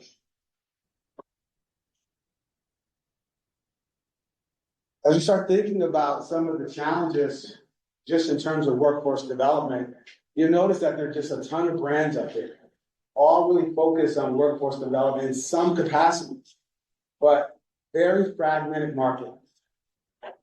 Very fragmented marketplace, which means that there are a lot of inefficiencies, a lot of redundancies, and which means that that's also driving up the cost. And we're not really getting the true benefit. So we really want to think about how can we be efficient using the capital that we're investing in our social service programs, our K-12 programs, and how do those actors participate in this talent supply chain? The first thing that you think about is everyone needs to understand what role they play in this ecosystem. There are employers that are setting the demand for talent, but there are also educators and service providers that are developing the talent. So the University of Maryland, our community colleges, private sector organizations, they're doing the development. But funders, we are also a partner with Maryland DDA, Maryland Doors, and they're also investing in employment services. So how do we all collaborate to actually focus on the same outcome as opposed to kind of individual stovepipes? Kinetic Potential, we're kind of the integrator in the middle. We're connected with all these various partners that we can help establish that goal of how we all move forward. And the analogy I would use here is that when we think about Homeland Security, why we needed Homeland Security was that there were a lot of agencies participating in the protection of the U.S., but there wasn't one overarching goal that we could all align ourselves with and work collaboratively.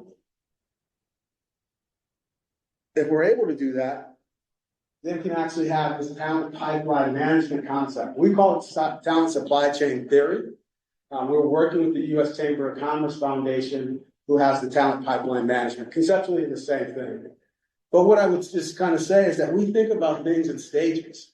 So if you think about how our education system works, we have our Common Core state standards. We don't say you're going to learn calculus and we're going to start when you get in high school. We say we're going to have building blocks from elementary school to middle school to high school. We're not doing that same thing as it relates to the workforce. Right? We're not thinking about what skills you really need to build from day one, and how do we do that, leveraging our public dollars that are going into education to ensure you have those skills, and that we're also increasing the talent in terms of the skill set so that our high school students are graduating with more skills than they have today so that they can actually go right into the workforce. In this models, we think of customers as whoever supplying talent. So we think K-12, the largest supplier of talent. And what role do they have in terms of ensuring that they're aligning their development to the workforce, to what the employer is saying. So in our example here, I'll talk a little bit about Do It in terms of what they've identified over the next 10 years, the type of talent they're looking for, and then how do you create a pipeline to ensure that you're developing that talent.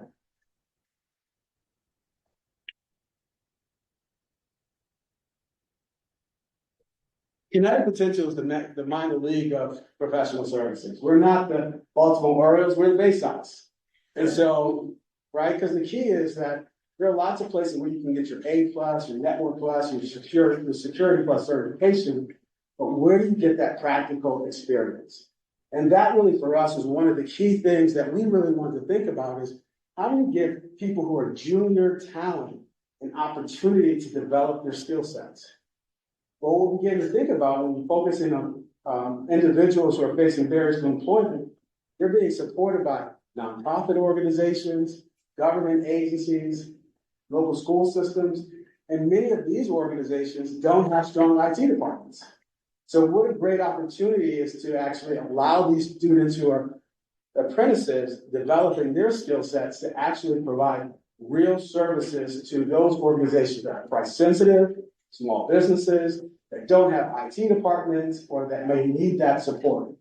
And so we have a software platform, the SIN Talent Management System, lots of moving parts in terms of how you're tracking and managing talent. So we need to develop software developers. We're very concerned about cybersecurity and security services for these nonprofits. So we're developing talent in that area as well. So, and so on and so forth. But these are our various services that we are offering to Kinetic Potential to this nonprofit and price-sensitive customer base so that we can get people the experience. And so we think that that's a win-win.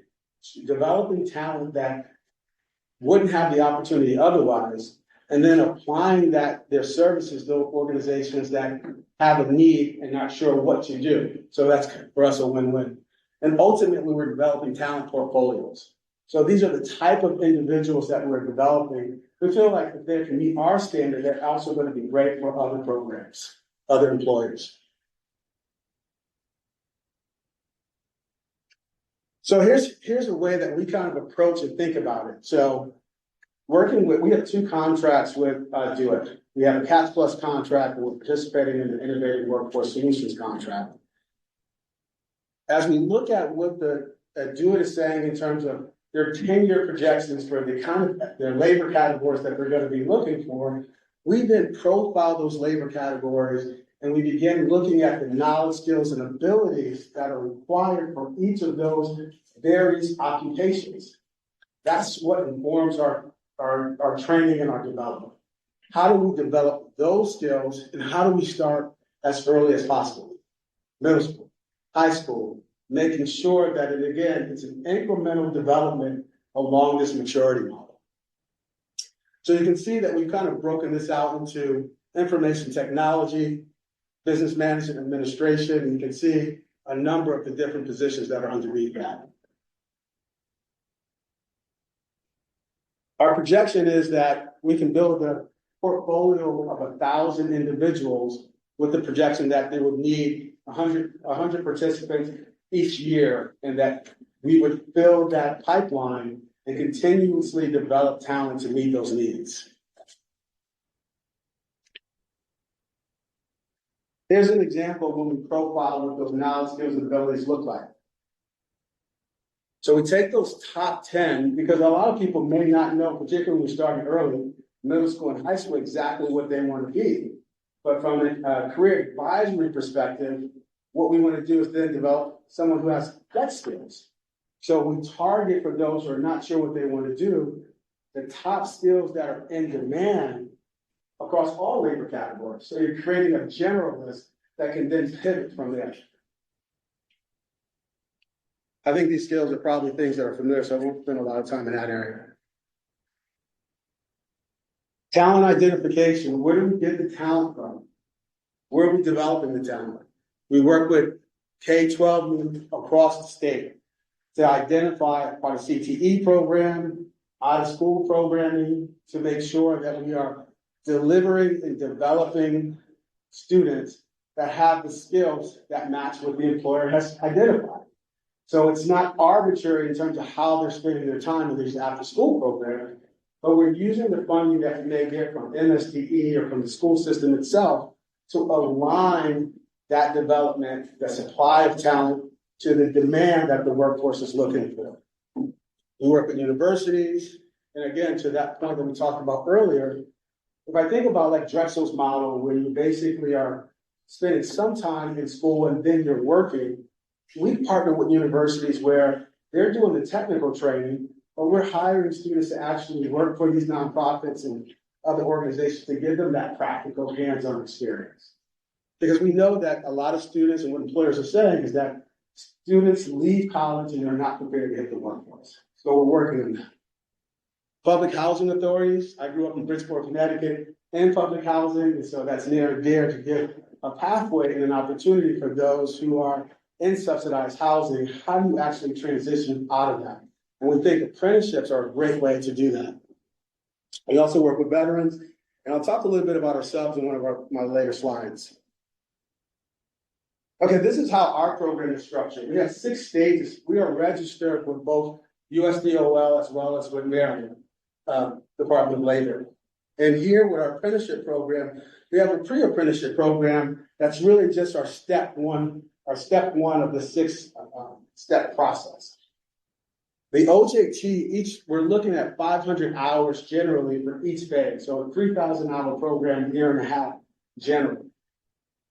So you can be a transitioning adult and start at Help Desk 1, or you can be a student that's working, let's say 125 hours a year, part-time in the summers, and still be progressing, right? The curriculum is the same, what we're teaching you at that phase, but we believe that our high school students can actually leave high school and be able to perform this Help Desk Level 1 opportunity.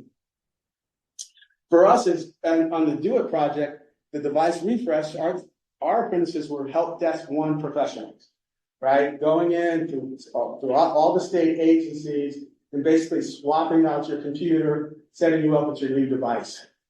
For those individuals, in terms of the earlier question of when you begin working with an employer, those individuals were already at step 3, step 4 in terms of their training. So their ability to do a step 1 function, Help Desk 1, they were able to do that day 1.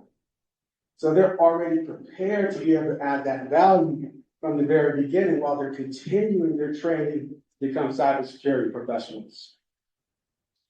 And this is kind of the progression we believe that, I think I said it earlier with some of the other programs, most people need to have that basic foundation of Help Desk 1, Help Desk 2 for most IT careers. But once they get past that, they really begin to focus on awareness training. Why? That's one of the most important elements for helping organizations limit their exposure and their vulnerabilities. So we really focus on their awareness training, beginning to focus them on vulnerability assessments, and ultimately getting them to a point where they can actually develop enterprise security plans. They're paid throughout the whole process. So in our model, an apprentice comes in and they're actually training while they're doing the OJT, because it is difficult for apprentices to wait for 3 months or 4 months before they can earn income. So we look for models that allow us to integrate that training, excuse me, either in addition to a 40-hour work week or taking 10% or 20% of their actual work week and allocating it to the training itself.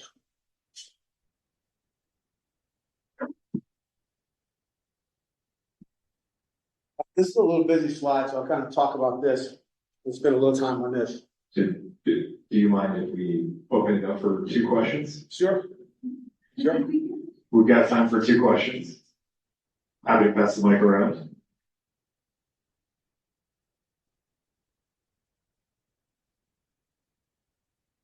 I got a quick one. How many apprentices do you have now? We have 20 on the Do It project. So this is the same thing we heard about from the health department and from the secretary? Yes, it's just a different agency that we're working with. We're working with Do It directly on the device refresh initiative. Okay, thank you. So happy to see that you're partnered with the local workforce board. I was wondering if you might describe their role in the project. Yeah. So oftentimes, in terms of the local workforce development board, they're helping us identify talent. And so individuals that are going in, that are qualifying, let's say for WIOA or that need training, they may come in for A+ or Security Plus training, and we're also on the ETPL eligible training provider list. So they're able to then select our process. If we train them, we're evaluating them for our apprenticeship opportunities. And so they're an input into that process. Thank you. Oh, we have one final question. Break down there. In general, and I won't be able to give a specific answer, taking someone from your phase 1 training through, I'm sorry, I'm referencing it, phase 7 is your executive, you've got CE level knowledge. What does that time frame look like? Yeah, in terms of this, in this picture, what this focuses on is, this is a 1.5-year time frame. And this is to move you from becoming an apprentice to becoming a journeyman. From needing that mentorship and oversight to being able to be self-sufficient and perform whatever function you're supposed to be doing independently. Great. Yeah. Thank you, Jim. I think in the interest of time, because I do know that we have some of our commissioners do need to leave for a CTE council meeting. I wanted to mention that we have lunch served here, so please feel free to come grab some lunch. And I actually want to accelerate our program a little bit. So we usually have a 10-minute sort of break between these sessions, but I'd like to sort of actually bring up Ed Trumbull from ICF now to really talk about federal, what ICF has been seeing in terms of federal apprenticeships and some comparisons across states. But I please, our lunch bar is open, so please feel free to grab some lunch as we transition to the next presentation.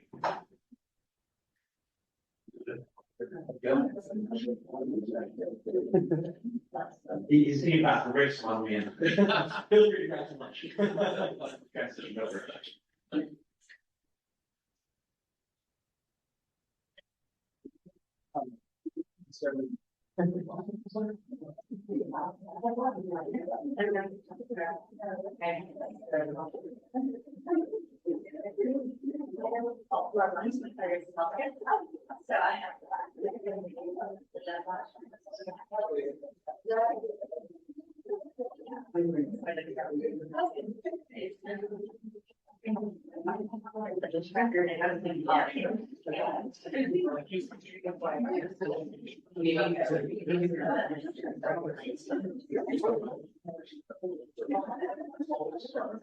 Yeah, I should understand.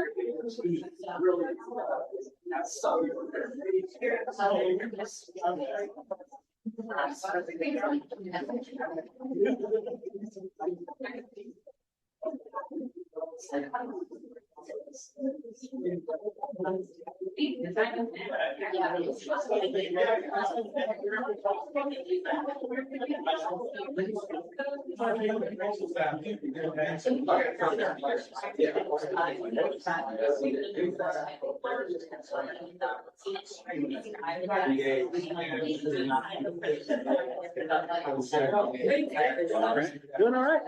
Keeping everyone on schedule.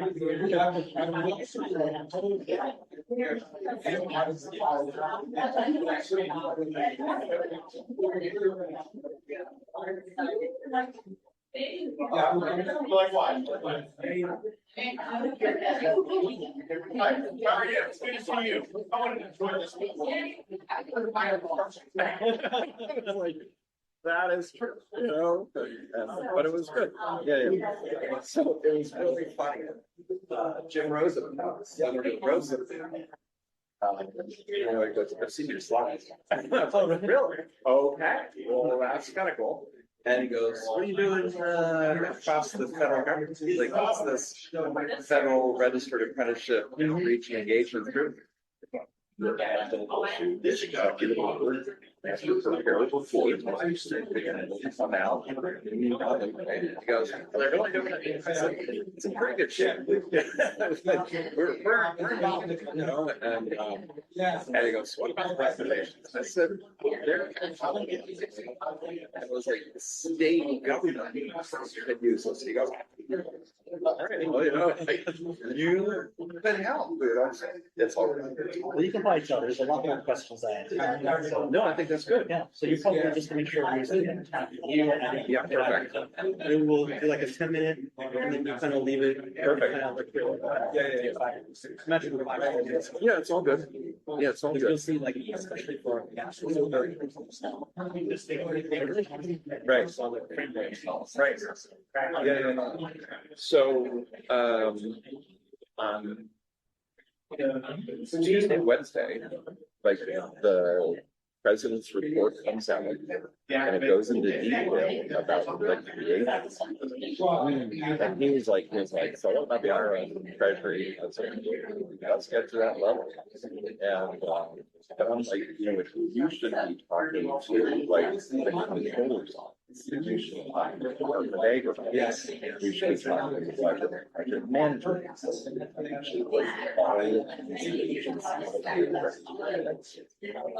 And it's a huge shock. Yeah, so, all right, okay. You do what you gotta do. Well done. All right, everybody, let's why don't we take our seats again, and please feel free to grab lunch, and let's why don't we grab our seats so we can get started with the next program.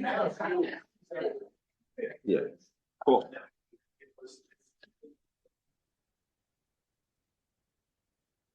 Yeah. All right, so our next speaker here is Ed Trumbull from ICF. He is the Vice President of Workforce Innovation. He's got an incredible perspective on what's happening at the federal level and across other state governments in terms of apprenticeships. And so take it away, Ed. Brilliant. Thank you very much. So it's pretty extraordinary. I've worked with many of the people in this room. I've worked with Aaron Roth at the Maryland Department of Labor. I've worked with Jake. I've worked with Bruce Spector. We all worked together on the Howard County Economic Development Authority's Maryland Cyber Workforce Solutions. And it was targeted for the U.S. Department of Commerce's Build Back Better regional challenge. We won the first phase, the $500,000 phase. ICF was the little engine that could behind the team. And we did not win the second phase. And the U.S. Department of Commerce shared with us that it was an excellent strategy. But Maryland's a very wealthy state and they didn't need the money. I was like, that's a really interesting perspective, very thoughtful, well-written, an excellent statement. So Bruce actually brought it up. So with the 30,000 open jobs in cybersecurity in the Maryland area, we were proposing that Maryland put forth a strategy to bring people off the sideline, to make a more diverse, equitable, inclusive, accessible workforce, that we would build cyber ranges for the community colleges, and we would also invest future money through other post-secondary institutions like the University of Maryland Global Campus to address future needs in cybersecurity policy. So it was pretty savvy strategy. It was really a good thing. So I'm delighted to be here. I actually grew up here in the great city of Baltimore, and I remember this as the Civic Center. So I've been sending photos to my wife of like the Rolling Stones and the Who, and I'm like, this is just so amazing. This is a beautiful thing. So ICF, I'm going to quickly, we are currently involved with a handful of projects at the federal level. And ICF we have about 9,000 employees across the world. We're headquartered in Reston, Virginia. We have 3 offices here in the great state of Maryland, Owings Mills, Columbia, Maryland, and Rockville. We're publicly traded. We're on the NASDAQ. Our annual revenue is about $2 billion a year. What I'm incredibly proud of is that the founder of our company, this is Colonel Lucky Lester. He's a Tuskegee Airman. And in 1969, after the assassination of Reverend Martin Luther King and the assassination of Robert F. Kennedy, Senator Kennedy, he and 4 of his friends, they got together and they were like, we want to be part of the solution. And they created the Inner City Fund, which now is known as ICF. And our initial work was neighborhood and community development, and specifically in Washington, D.C., and to help Black businesses thrive and prosper. So neighborhood, community development, workforce development, inclusive economic transformation is part of our corporate DNA. We've been doing this for 55 years. And so a full array of capabilities, analytics, research, strategy, policy, which has come up several times. And just to quickly go through this: human capital, workforce development, inclusive economic transformation. We have a large disaster recovery practice. We are cybersecurity services and operators. That's our office in Columbia, Maryland. DISA, CISA, NSA, USA, Cyber Command. They're our clients. And so, well, let's go back a little. So you can actually see one of those bullets, workforce and education. So my job is actually to lead our workforce practice from California to the United States Caribbean. And we work with all levels of government, federal, state, local. We work with commercial clients. Baltimore Gas and Electric is one of our clients, Exelon. We work with utilities all across the United States.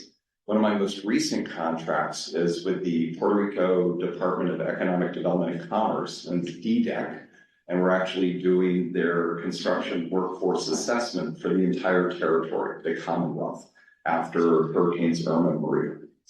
So we work with all federal agencies.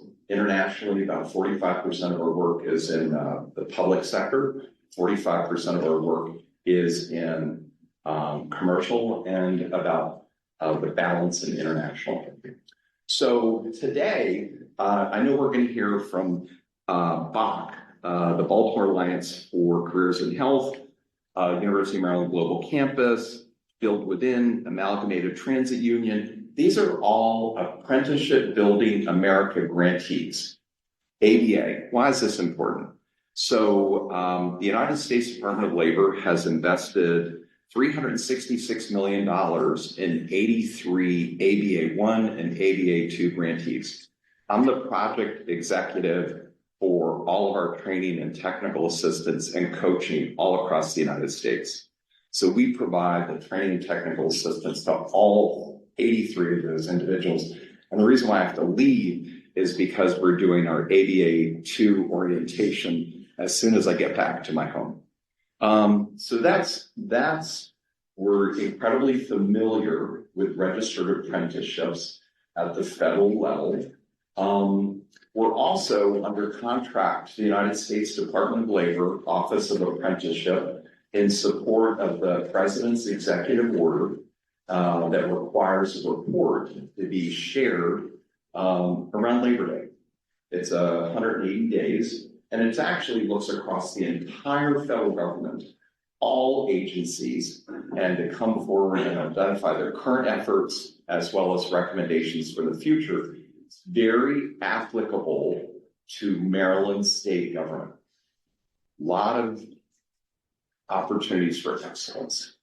So Senator Rosa Pep, we had breakfast together 30 some years ago at the Holiday Inn on Route 1 near the University of College Park.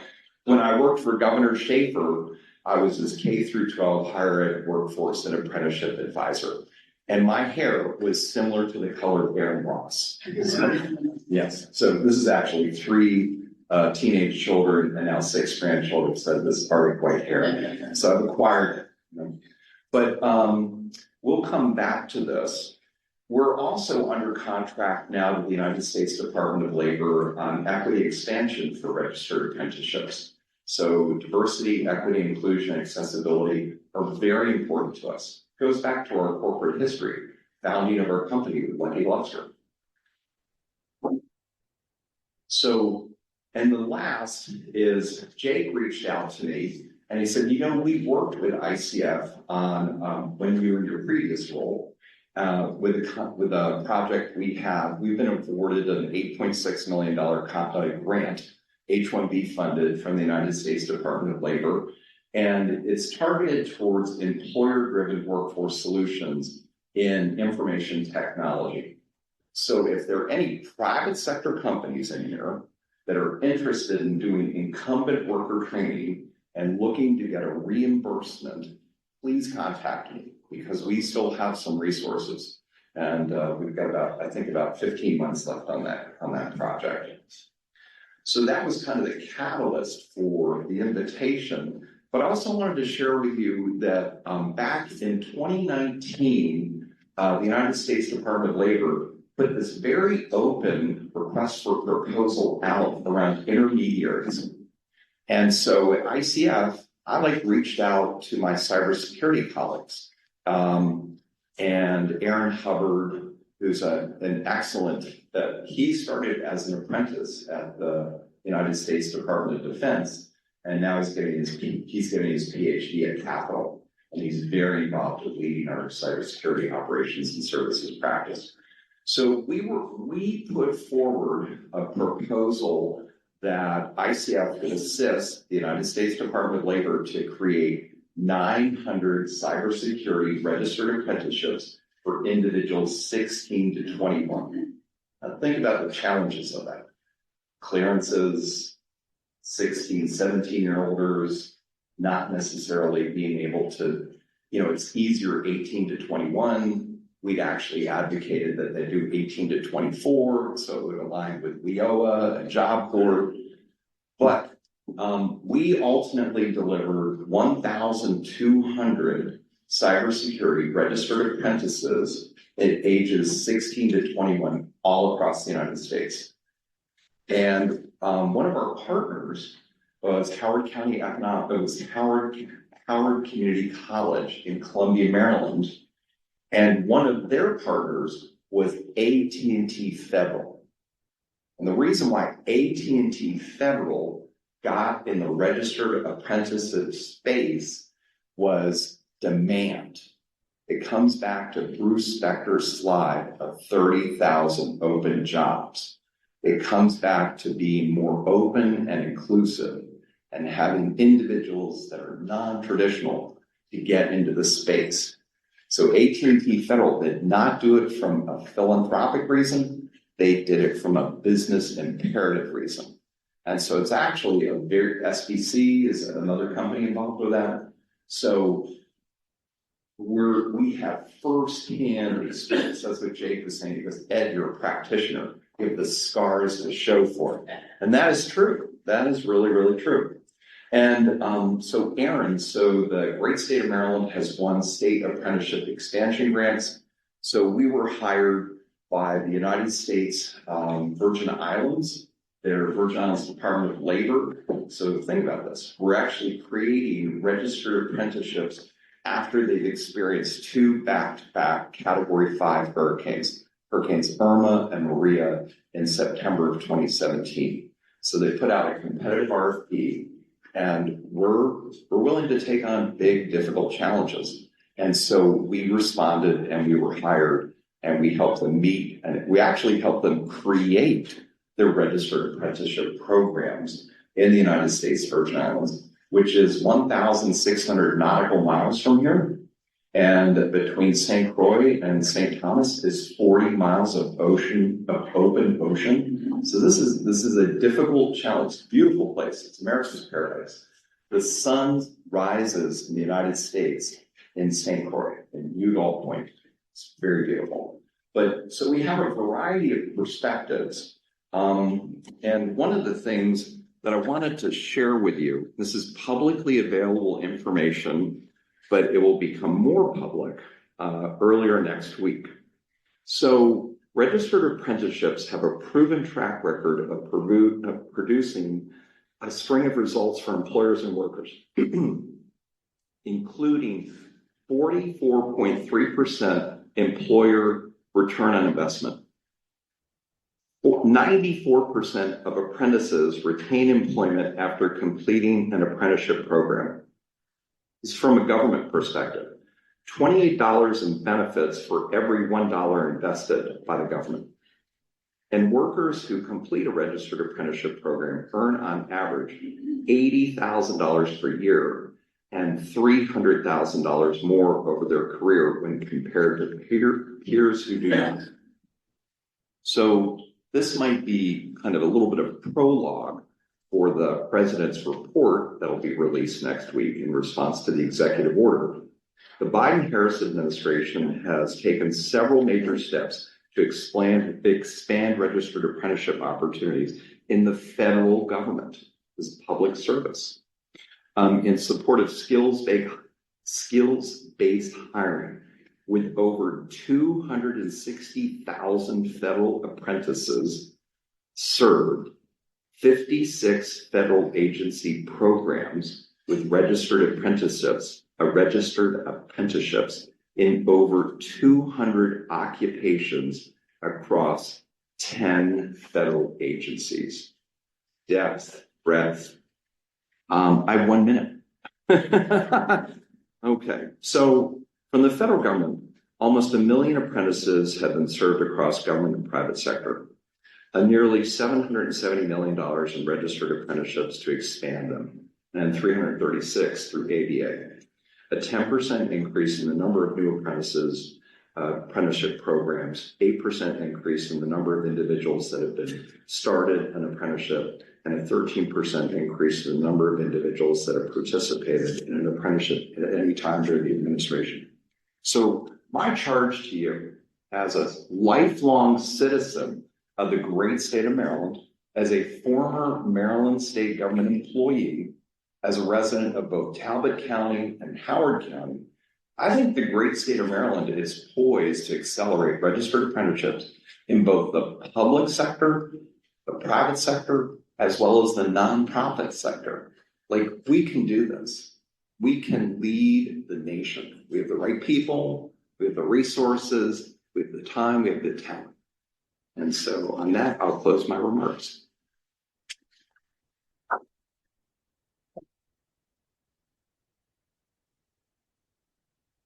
And I can take maybe 5 minutes of questions.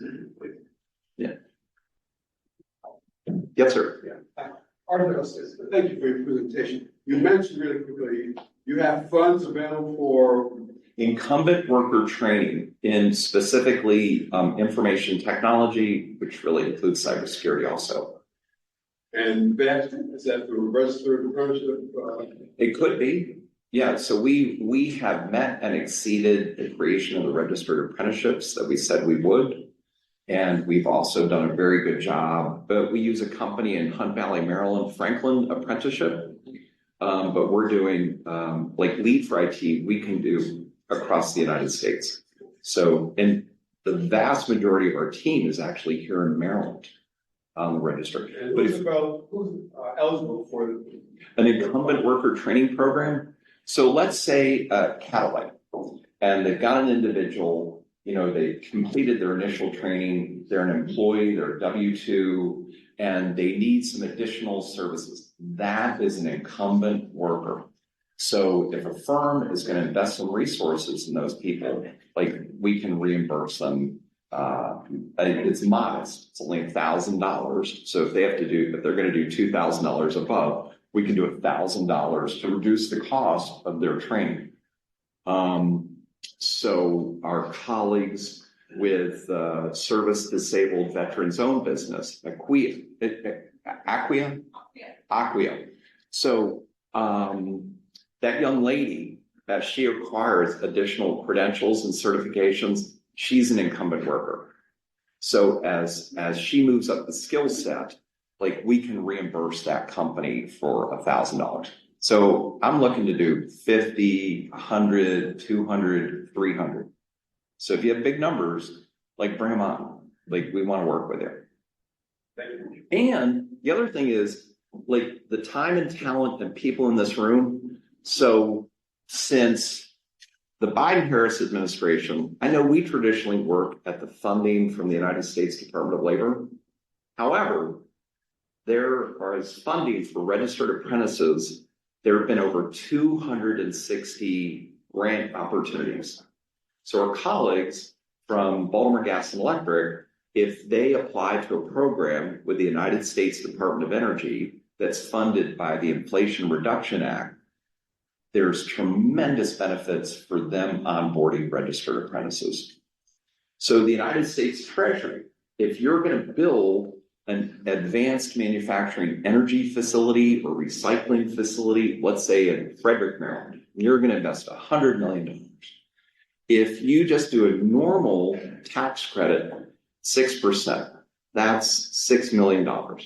If you engage a registered apprenticeship, registered apprentices, and you pay a prevailing wage, you get a 5 multiplier.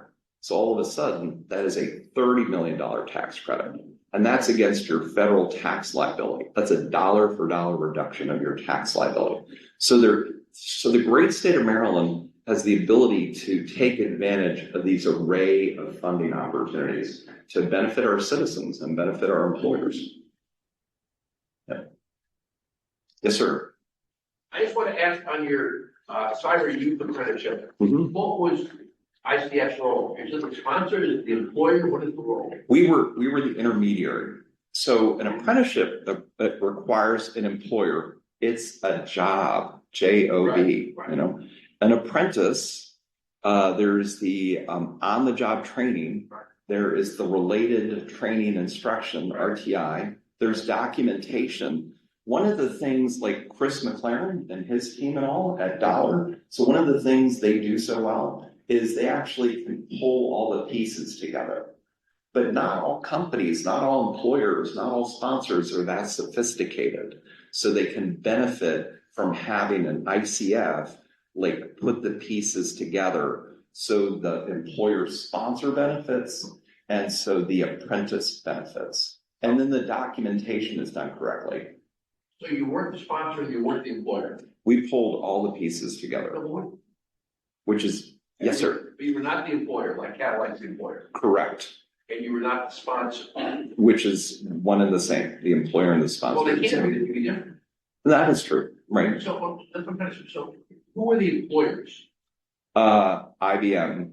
They could be banks. They could be healthcare. They could be finance. They could be real estate. And who were the sponsors? Like JP Morgan Chase would be the sponsor. The employer would be the sponsor, which is kind of the classic model. The employers would sponsor. Yes, sir. And who recruited the employers? We've done that. No, I'm just saying, that project, that you guys were the. Yeah, we do all of the above. We can recruit employers. But they can't, I'm saying that. We haven't The recruited. youth cyber, Yes, sir. you recruited the employers? We have, yes. And we've also recruited the youth. And we've actually brought the youth and the employer together, which is, so an apprenticeship is an employer-driven workforce solution. So the employer has to be involved at the front end. And the benefit of having the employer select the individual that they want a part of their registered apprenticeship, they've got some skin in the game. They got a higher probability of hiring the individual they want, training them, retaining them, advancing. So we're very employer driven, we're very community based, and we're very outcomes focused. Thank you. Yeah. With that, a big round of applause for everything.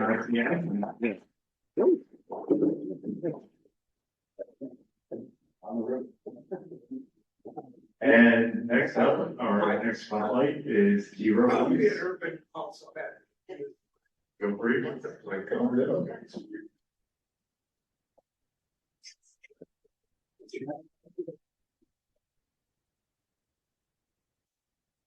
it.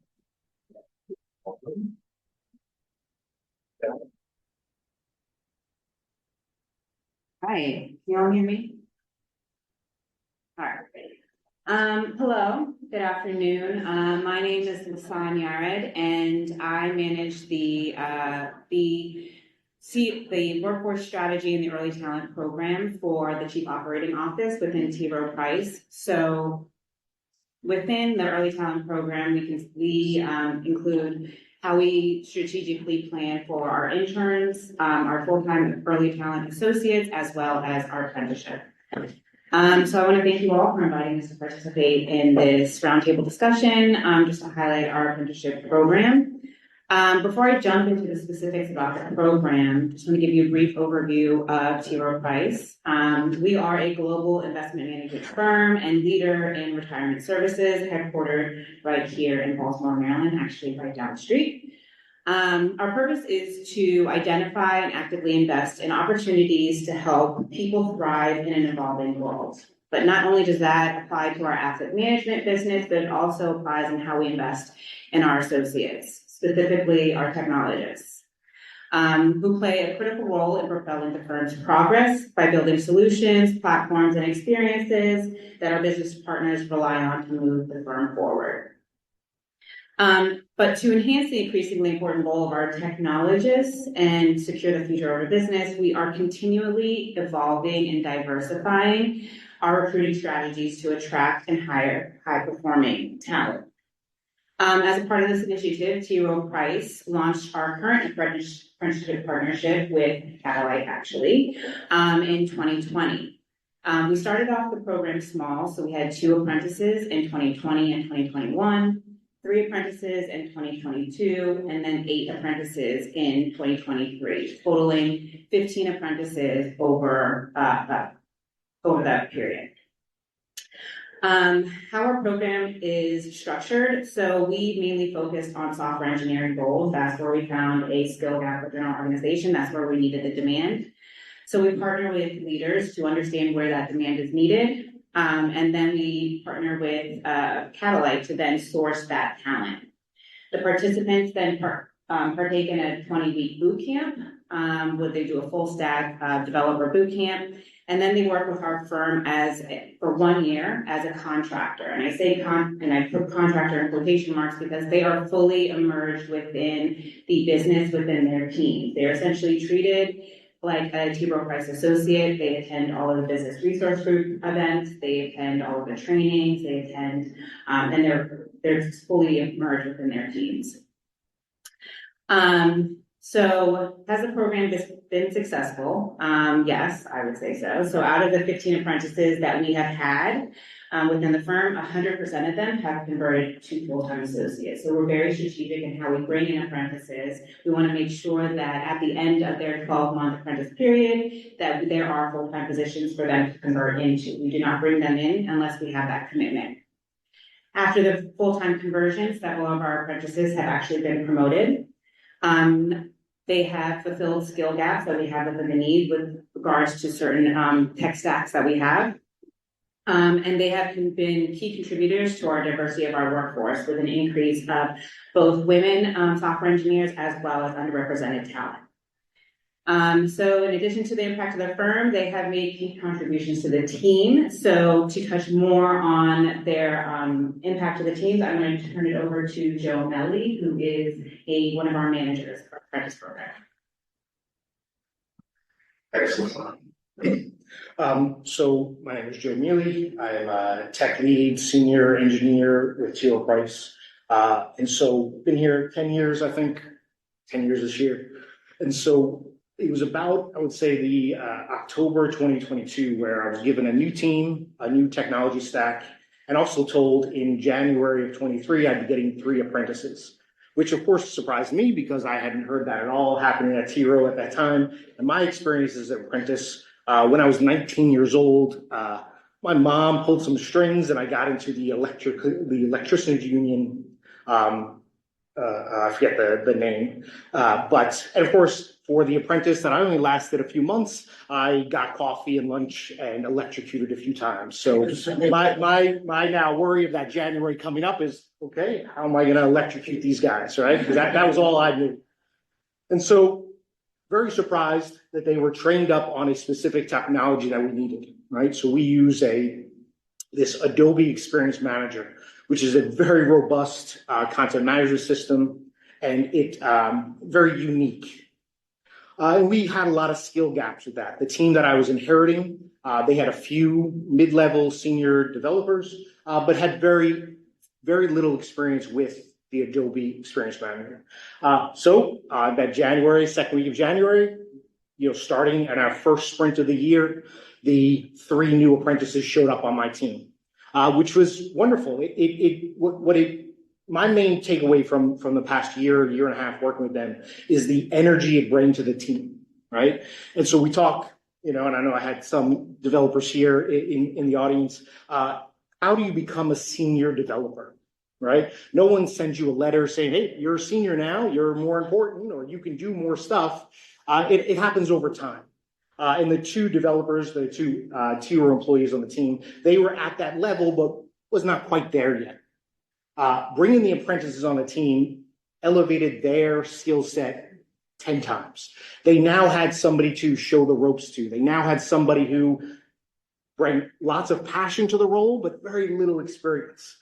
We talk about one of the things that we say a lot is true, but not helpful, right? What you're saying is totally true, that it makes 100% sense, but in order to do that, we would need 6 months and 10 more people to do it. Right? That's great. Stick with that. How can we do this now? What's the negotiation? And so that's something that you don't learn in college. You don't learn that in a code school. You learn how to do things, but not when to do them. And so having these very passionate developers join the team, all from very diverse backgrounds. We had one who was a pharmacy tech, one who was a nail technician, and during COVID, when that locked down, she became basically customer support for their software as a service for nail technicians. And she got, wow, I'm really good at this. What else can I do with them? And even after they started on the teams, they were told, here's the software you're going to use. They showed up the first day and we said, well, we don't quite use it like they taught you how to use it. Now you have the baseline. Now we're going to show you, okay, this is how we're going to deliver the software. I meant to catch up with Arthur over here. Python is the single most popular programming language that exists nowadays. And DevOps is how we take all that language and all that program we work on and put it out into the internet, put it out there for people to consume. And so even though they were trained on specific software, we have lots of opportunities to show them, hey, are you interested in DevOps? Hey, we can get you involved in that. Are you interested in doing just Python stuff or just back-end services? we have all that opportunity. And so as I watched this over the past 18 months of watching these very junior developers turn into highly skilled, we're depending on them. They're explaining very complex technical issues to business people who look at us like we're doing magic behind the scenes. They're able to turn it around and say, oh, now, see, that's how you explain it to them. Now you've onboarded our business partners into our solutions. That's been great. And the other part, and from my point of view, is watching the developers who are on the team before turn into mid-level to now senior developers.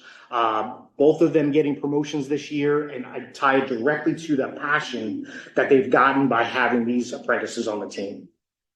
One of the famous things that we say is, you learn by teaching, right? And we were able to give the opportunities to these developers to teach the apprentices in order to grow themselves. So I'm going to let Carlos talk about his experience, but I would like to know that we've electrocuted no one. And there's only been one coffee run, and they offered it up as we were working on a production issue. So changing the times as things move forward. But Carlos. Thank you. Hello, my name is Carlos. I'm a junior engineer on Joe's team. Can everybody hear me? Yeah. Oh, that's much better. And like a lot of apprentices, I actually came from a non-technical background. I was actually a general manager for an oil change shop, so I had a lot of customer experience and working with like the business side, but didn't really like where my career is going, so I wanted to go into the technology sector. But like what most people decide to do, they go to school.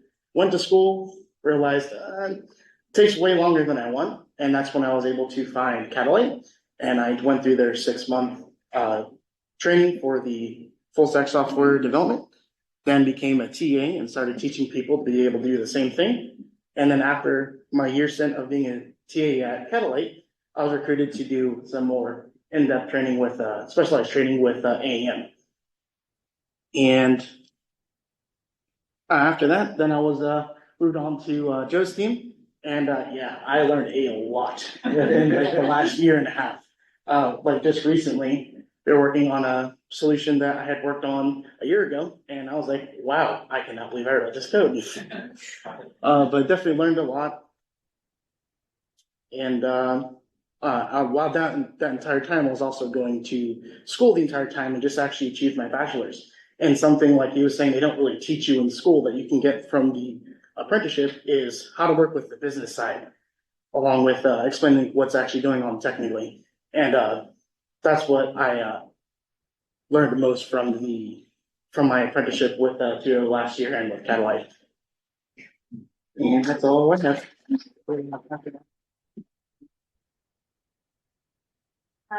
Just really quickly, wanted to touch upon a couple of things. You've heard about the impact, not just to our apprentices, but also to the teams and how it's helped develop the teams. But so altogether, really, the program has been successful. There's some administrative things that we've implemented at T. Rowe Price to help build upon the success. So number one, we've had executive level support for our apprentice program, right? Our partnership actually started when our former CEO met a representative from Catalyte at an event in Baltimore, right? So from the beginning, we've had executive level support. We started off small, right? And incrementally demonstrated positive impacts of the apprentice program to the organization. We utilized our partnerships to fulfill business need, right? So we had a skill gap and we had a need for Adobe Experience Manager developers. And so we partnered with Catalyte to tailor the boot camp to address that business and that skill gap need. We identified managers and teams that had a desire to develop early talent, right? So Joe, his team, and some other teams, they have the desire and the passion to develop their talent. And then they've also had an opportunity to participate in the interviews and the selection process of our apprentices, right? So they conducted the interviews, they kept in touch with the apprentices while they were going through their boot camp, and really helped with the onboarding experience so that their apprentices felt a lot more comfortable, built connections with their teams prior to joining the firm. And then the last thing is really just, we brought in apprentices in cohorts, right? So that when you're bringing in groups of apprentices, they're going through the same experiences and they have that connection with other apprentices at the firm. So if they have questions, if they have doubts, if they have anything, right, they have a community that they've been going through this boot camp with and that they started the firm with, in addition to the support that they have from their teams and their mentors within the organization. So with that, any questions? Let's just open it up. Yes. Have you begun to think about apprenticeships in some of the other roles besides the IT space? I mean, hero price. Yeah, they are, right? So we actually historically have had software engineers, but now as we're looking to plan for 2025, we've been opening it up. There are other skills that we can upskill in, like project management, data engineering, but we are starting to plan for that for the future and as we look to grow the program.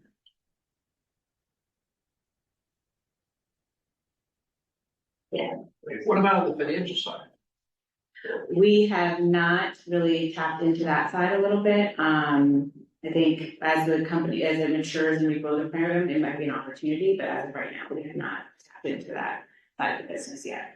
And that's because you don't have as much of a shortage issue? I don't, yes, there's some TA here, so I'll turn it over to her. I'm Denise, I'll use my voice, I guess, and I am in the talent acquisition space. We started primarily in technology with the apprenticeship because there's a lot of partnerships that already exist and because of just generally the community and the demand made sense. And we're doing a lot of transformation with technology and how it enables work, right?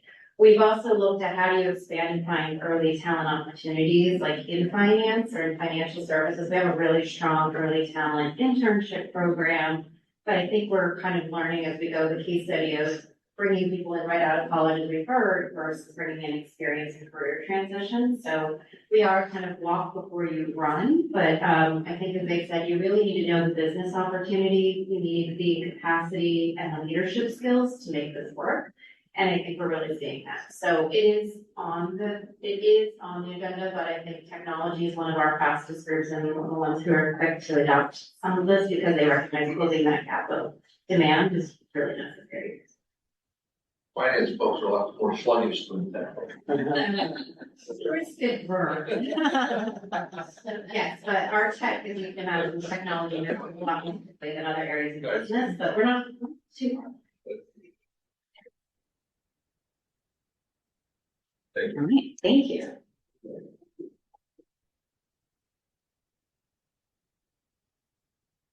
And our final spotlight for today is Baltimore Alliance for Careers in Healthcare. So I will pass it on over. Here's Roy. Thank Your you. slides are right up there. Figure this out here. Yes. All right. Good afternoon, everyone. I'm Maggie Tagliaferro. I'm the program director at the Baltimore Alliance for Careers in Healthcare. And I realize I am both the last speaker and everyone's digesting lunch. So I will try to be snappy. It's been really fascinating listening into all of the previous presentations today because there's such a big focus on the tech sector. So, we're closing it out with healthcare, which is very different from the tech sector, but also shares some similarities when it comes to apprenticeship.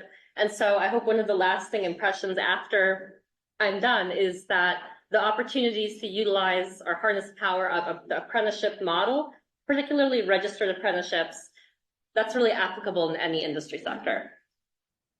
So first I'll introduce a little bit more about, who or what is BAC, the Baltimore Alliance for Careers in Healthcare, because BAC is a nonprofit organization and we are a healthcare sector intermediary. So we primarily operate as an intermediary, and our mission is to address unemployment, underemployment, and healthcare workforce shortages in Baltimore City, also the Baltimore metro area. And we do that through identifying healthcare career pathways and then connecting residents to skill jobs that lead to economic independence. And when I say residents of the Baltimore metro area, I'm referring both to individuals who have never been in healthcare and perhaps who have faced different obstacles to entering into that field, as well as incumbents particularly incumbents who are on the entry-level side and would like to ramp up. Because apprenticeship can be a way to get your foot in the door at the very first rung of the ladder, or it can be a way to start moving up that ladder.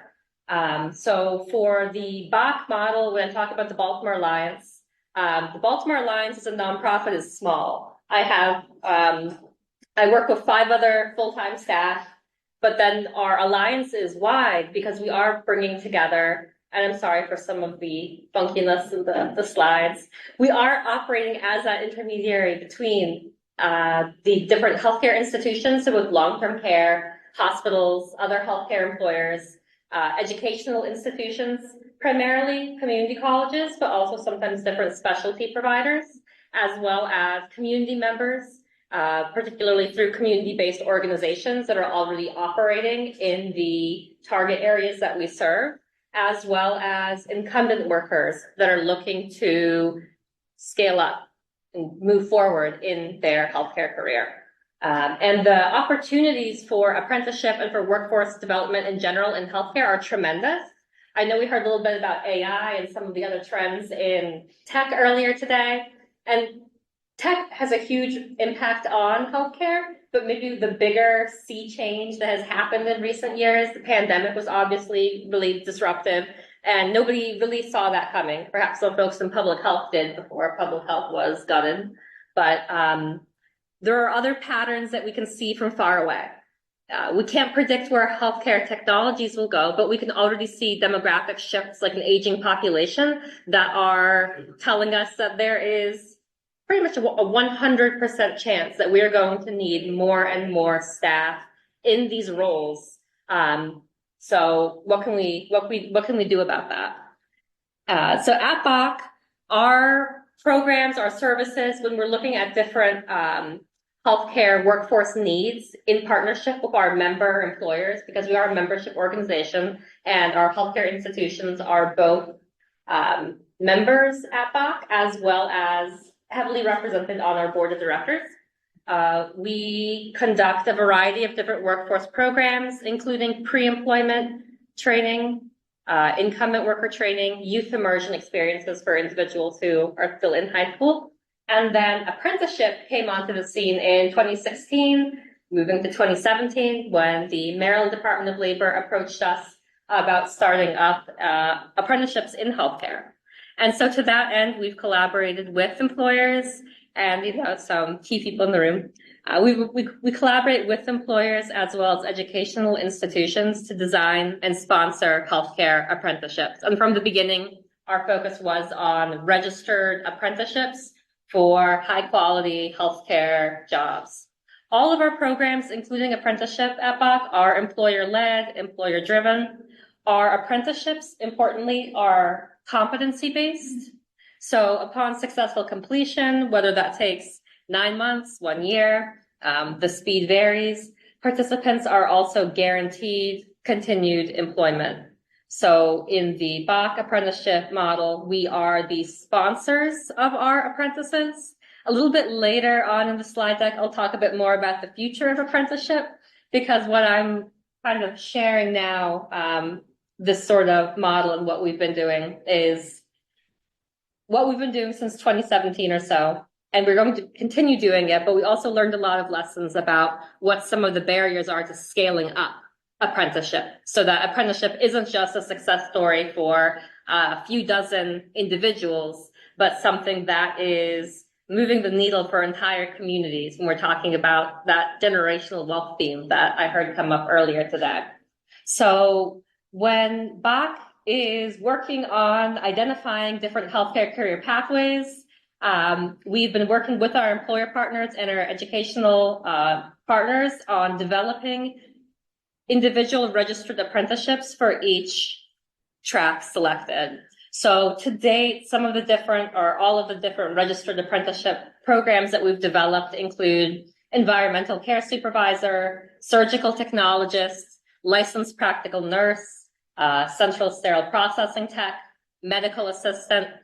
And in all of these cases, each registered apprenticeship experience looks a little bit different, because each of them are tailored to the needs of that particular training track, and also for the participating employers that were involved at the table early on in the development of these different programs. In all of these cases, when we're looking at that earn while you learn model, the apprentices have a schedule that combines their education with the on-the-job training.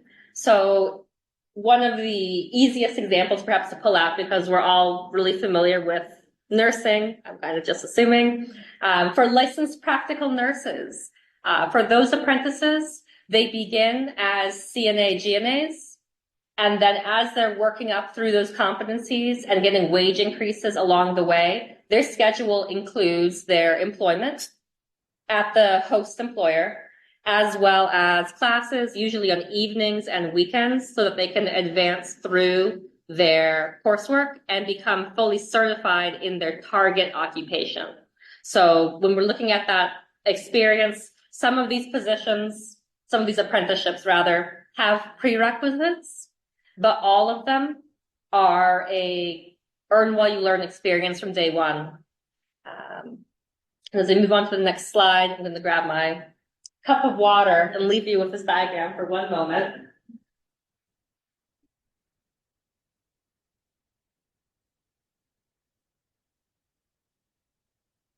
So when Mock sponsors an apprentice, we do some of the heavy lifting for our employers that partner with us on that. And that begins from the beginning with recruitment and then the participant application process. And I didn't include recruitment, or we didn't include recruitment on this particular slide, because I can tell you that apprenticeship, when it comes to finding individuals who are interested, who have the passion, who really want to get into healthcare, and oftentimes have specific personal stories about why that particular job track, why LPN, why Central Sterile. They will have a story. There is no shortage of individuals who want to be an apprentice. So I mentioned before, again, that Bach has many programs, and apprenticeship is just one of our workforce development initiatives. We have so many more people who are qualified to be an apprentice than we have slots available to place apprentices. So I'll put that out there when it comes to like, where are the bottlenecks, supply demand for having more apprentices available. The issue is certainly not finding enough individuals who want to be apprentices. But in order to build confidence in the final cohort of apprentices, we do go through several steps with all of our applicants as Bach. Again, we're that sponsor, the intermediary in this model for apprenticeship. We do have different assessments up front for math and reading. We have pre-screening interviews where we get to know each applicant, and when possible, when funding allows with our different grants, we can offer some additional navigation support services so that folks who cross paths with Bach walk away with more opportunities than they came in with. After we conduct that initial screening, because apprentices have to be hired to be an apprentice, they then apply with the employers. From there, there's essential skills for some of those transferable skills to build up some of the basics that will take them through professional success, whatever the position might be. They'll begin the apprenticeship. For employers, we've heard a lot of positive feedback. And some of this mirrors what's been shared earlier on today about the obvious benefits to employee loyalty, reducing turnover, which I cannot overemphasize how much turnover and retention is an issue in the healthcare industry. Having an apprentice that you invest in and they feel that investment, they have that mentorship component added in, that is huge when it comes to ROI. The benefits of a more diverse workforce are extremely obvious in healthcare because the human touch in serving the community, in improving health outcomes is immediately apparent. Developing a pipeline of skilled workers is also a huge benefit because when we look at the apprenticeships that Bach hosts, we have made it a point from the beginning to combine brand new hires along with incumbents who are advancing. So if somebody's working in the dietary department in the cafeteria, but they would like to be working in the OR, there's pathways to do that. and oftentimes existing employee assistance programs, tuition reimbursement don't cover some of these non-credit courses. So this is filling in the gaps in more ways than one. As the intermediary and sponsor, we also offer kind of a third space for the apprentices to be able to receive different coaching and navigation services. And there's value in that as well, because it's not your employer. You know, sometimes HR is your friend and sometimes you might be a little spooked. So we're able to add that layer as well, kind of operating in this sphere. This particular slide's a little stale. So if you're curious about some of our more recent numbers that we're working on from the last fiscal year, come see me a little bit later. But I think this number is even higher in that on average, apprentices with Bach earn $10.81 more per hour after they successfully complete the program. That's huge. When we kind of track and follow our apprentices and any of our other workforce programs, we kind of keep it simple with our metrics. It's all about enrollment, retention, completion, certification, and then employment. Employment for apprentices kind of starts with day one. So this is a little bit more about long-term retention. I know I'm kind of running through on time, so I'll just kind of mention here that the pictures I included for this slide are some of our past and current apprentices. We use our dashboard, these kind of measures, to continuously improve our program and see where some of the issues might be. Because we're investing a lot into our apprentices, and so are the actual host employers. So keeping folks engaged through each step so that they advance through the entire program is of tremendous importance to the continued success and sustainability of apprenticeship. But then I want to kind of wrap things up by saying that we have learned a lot in the last number of years acting as a sponsor for apprentices. And so Bach was fortunate enough to receive the ABA Apprenticeship Building America grant recently. So we are building a new HOPE is our new acronym to differentiate it from our existing apprenticeship efforts, an apprenticeship hub model. So this will be to bridge the gap between education, industry, and community in a more broad, growth-oriented way so that we can use some of our lessons learned and leverage our existing network of employers and community and educational institutions to make more of those registered apprenticeships. We have a lot of different metrics attached to this grant, but one of the most important ones is having more RAPs. And we're going to contribute to that by collaborating with different host employers to develop more RAPs tailored to specific workforce needs. We are also centering equity and inclusion very intentionally in this particular project because there is, again, not a shortage of people who want to be apprentices, but there's a shortage of opportunities. And so prioritizing recruiting from target communities, prioritizing partnership with employers that are committed to high quality jobs, right? Because when we're talking about turnover and retention, there's more to it than just giving someone a job. There's also making it a great place to work for everyone. So I'll open it up to questions here and just say that if you're curious about kind of what this HOPE initiative is all about and about more registered apprenticeship programs in the state of Maryland, especially the Baltimore metro area, we're having our kickoff meeting in about a month on October 4th. Thank you for your presentation. Really quick question to dive into the LP as a licensed practical nurse. I know I've served in the Senate for 6 years now, and there was a move to get rid of the LPNs. Now that is, I think, being reversed. And you mentioned, well, we have a large shortage of healthcare professionals in Maryland. I represent Charles County in southern Maryland, and we have over 30% nurses shortage in our hospitals there. And so there's a space for more professional, more nurses. And you mentioned earlier that, in earlier presentation, that there are a lot of people available, ready to come in. That's not a barrier, but you didn't touch on what the barrier is to get more folk into this apprenticeship LPN. So what are the barrier or barriers that you face? I am glad that you brought up LPN, but at the same time, it's a bit of a wormhole because LPN is far and away our most challenging apprenticeship, both to fill And then also just in terms of the actual coursework for apprentices, LPN, you're right, has had some kind of history back and forth with LPN versus RN. And in fact, we are working on an LPN to RN bridge program.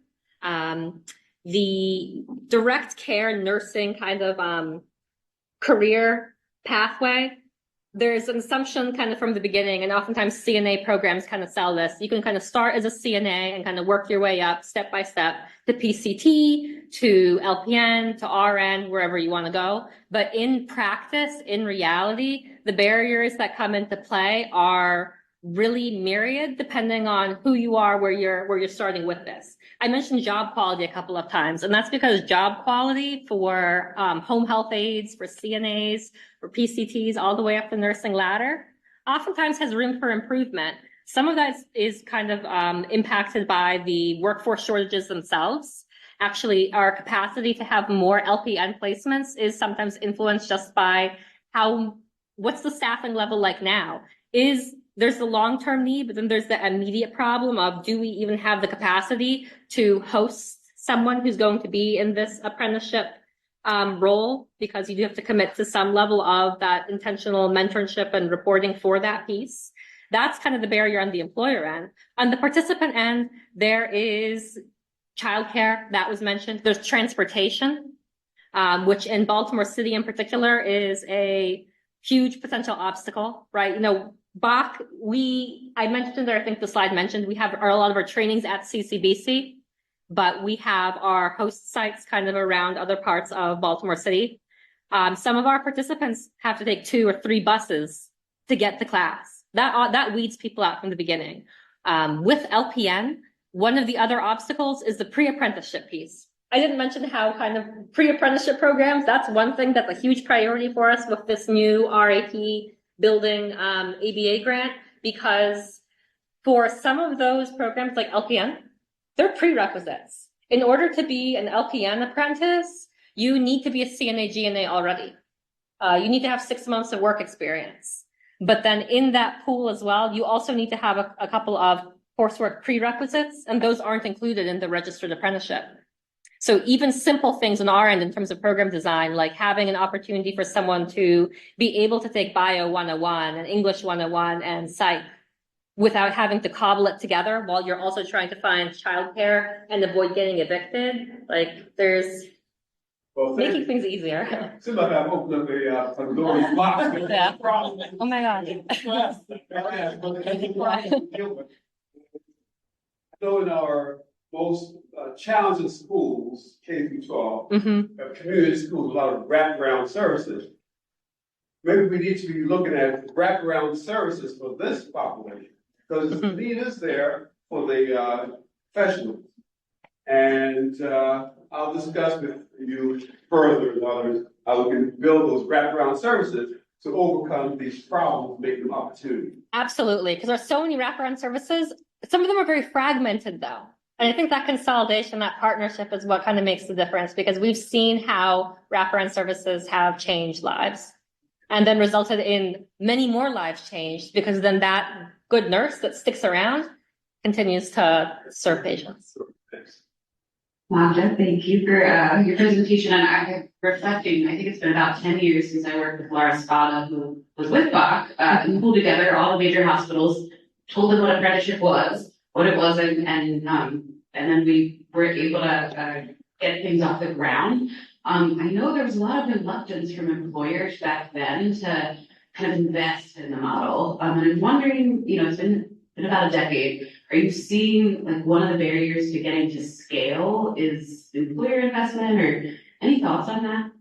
Yes, that's part of the reason why we're really excited to get that ABA grant, because some of it is just removing the navigation headache for employers. We have had over the past couple of years, multiple times, we have a meeting, we bring someone in from the state to talk about, here's some free money, here's some more free money from the city, here are tens of thousands of dollars you can get back for your apprentices. People say, from the employer, smile and nod, and, check back a month later, did you do it? Did you go get that? Oh no, I didn't know who to ask. So with the additional kind of apprenticeship navigation. We're going to be hiring a navigator with the ABA grant. We think that will remove a little bit of the financial reluctance, because when it comes to budgeting, there's a lot of planning for the next fiscal year. And sometimes we found that just the time runs out, and then the number of slots that people verbally committed before falls down. So we thought we'd have 12 placement spaces for an MA, and then there's only room in the budget for 6. Well, we could probably add a couple back to that if some of the other funding could be braided together to support that. I guess asked a different way, maybe, are you finding, like, beyond the wages that employers are, interested in taking the cost long term because they see the value? Or I guess I'm just thinking from, a funder perspective that, like, the idea is to seed the project, see it succeed, employers bought in, and then they realize that this is an effective business model for them, and then they want to money up those resources. So it seems like we're still working to kind of make that switch, and I'm wondering if you have thoughts on that switch. I have to be honest and say a little bit of it comes down to desperation. What is the employer's desperation level? Because we have seen it before, where there's an employer who tells us, oh, well, I don't need medical assistance 12 months from now. I need them today. I need them fully fledged, fully certified. That's who I'm looking for. A little bit later, things get even more dire. The patterns are apparent. There's 300 openings across the system for this position. Okay, yeah, we can use some apprentices. Sometimes just the degree of the need combined with the right champions in place makes the difference. It's very, at the same time, healthcare is these huge systems, but just having the right advocates at the right time. I'm hoping that the patterns will be just a little bit more predictable so that we can scale more consistently across the board, but piece by piece, chipping away. We have successes to showcase, and then I don't remember what context it was. Maybe it was state government. You don't want to miss out. Once you have kind of that snowball effect of like, oh, this department had an 80% improvement in their turnover, their patient surveys are coming back so much better, that eventually peer pressures some of the others into doing better. And that's, again, where we're proud of our membership model for exerting some of that positive influence across the alliance. Thank you. A couple of quick questions. Are you still only dealing with hospitals? No, we also deal with long-term care and also FQ, or my acronyms are falling apart on me this time of day. We do work with various types of healthcare employers. Hospitals are our primary membership, but not exclusive. How many apprentices do you have right now? That's a good question because we just wrapped up a few. I would have to get back to you on that. We probably have less than 20. Yeah. In healthcare overall. Gotcha. Andrew? Of 100 healthcare apprentices across the whole state currently. So I want to kind of follow up on that because Aaron's question. You guys have been around for 8 or 9 years. How many of you are only in 20 given the workforce shortage for healthcare involved? Part of that is kind of to Aaron's point about kind of that resistance to the apprenticeship piece because of that extra layer of commitment, involvement, and money from the host employer. We serve upwards of 215, 230 trainees per year, but the apprentices are just a little fraction of that because it's a lot easier to offer and free but unpaid training than it is to do the fully fledged apprenticeship piece. And again, we have so many more people who want to be apprentices than we have committed apprenticeship slots. Our big challenge is having the apprenticeship slots committed from the employers to kind of scale up. No, I understand.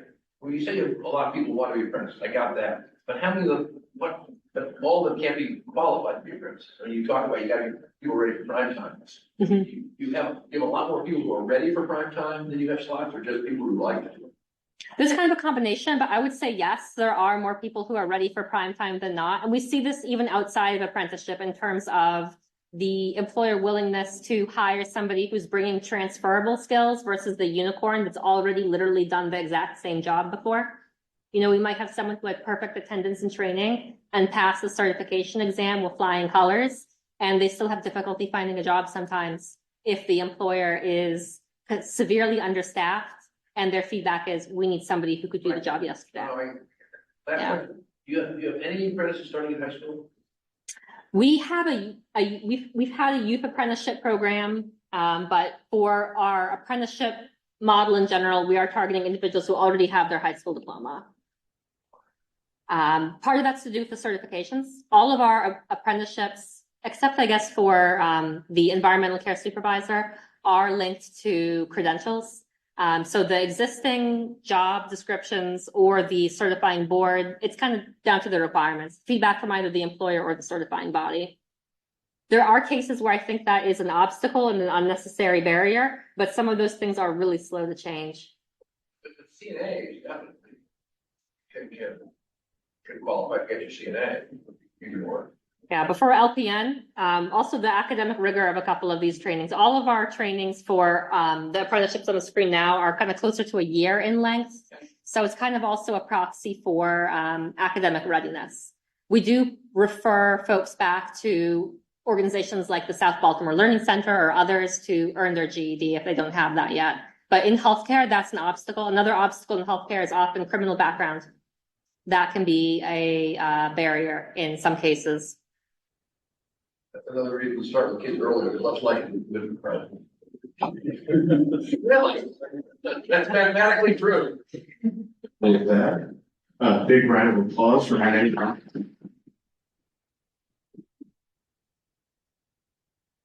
Well, I just want to close everybody out, and I want to thank everyone. We've been here for over 4 hours, and over half of this group is still here, so I'm really impressed. And again, I want to thank first, our employers and our sponsors here. You can see the energy, the enthusiasm, the passion for the programs. We've seen that it's not just about doing the right thing and being good corporate citizens, it's also great business, right? And it's really solving fundamental business needs. And so again, I want to thank everybody for participating with us today. I want to thank our commissioners as well who've been with us throughout the day. And with that, I'm going to adjourn formally today's roundtable. Thank you.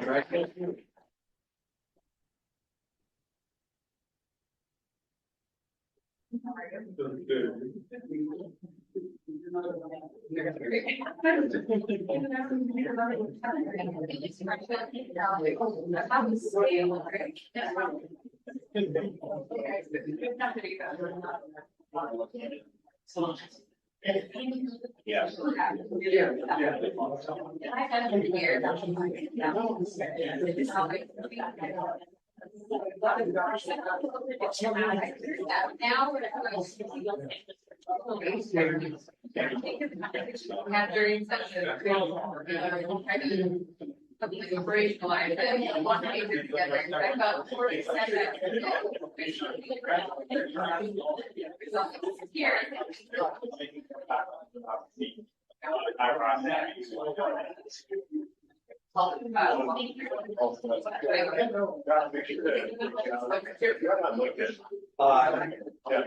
I'll have all the stuff back.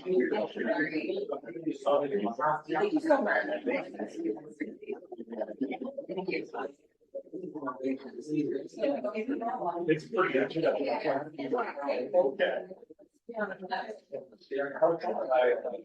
Yes, thank you.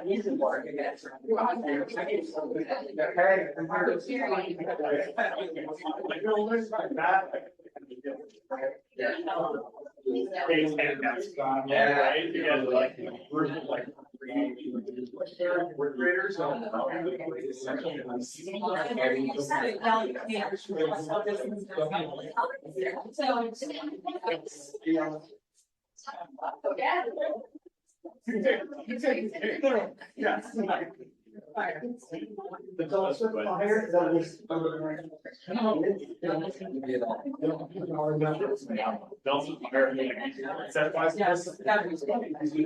fun part is when the phase that we're in, somebody buys that. That reminds me, like,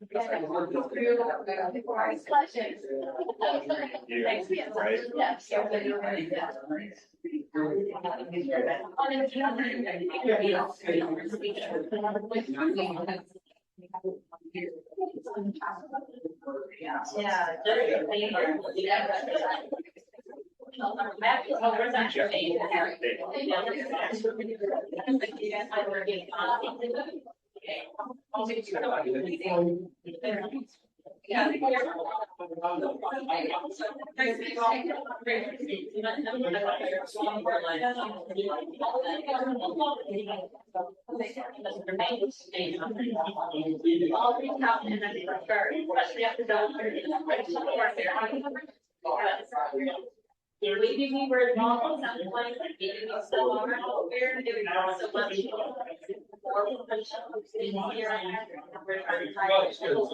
Yeah. We really better, you know. I know.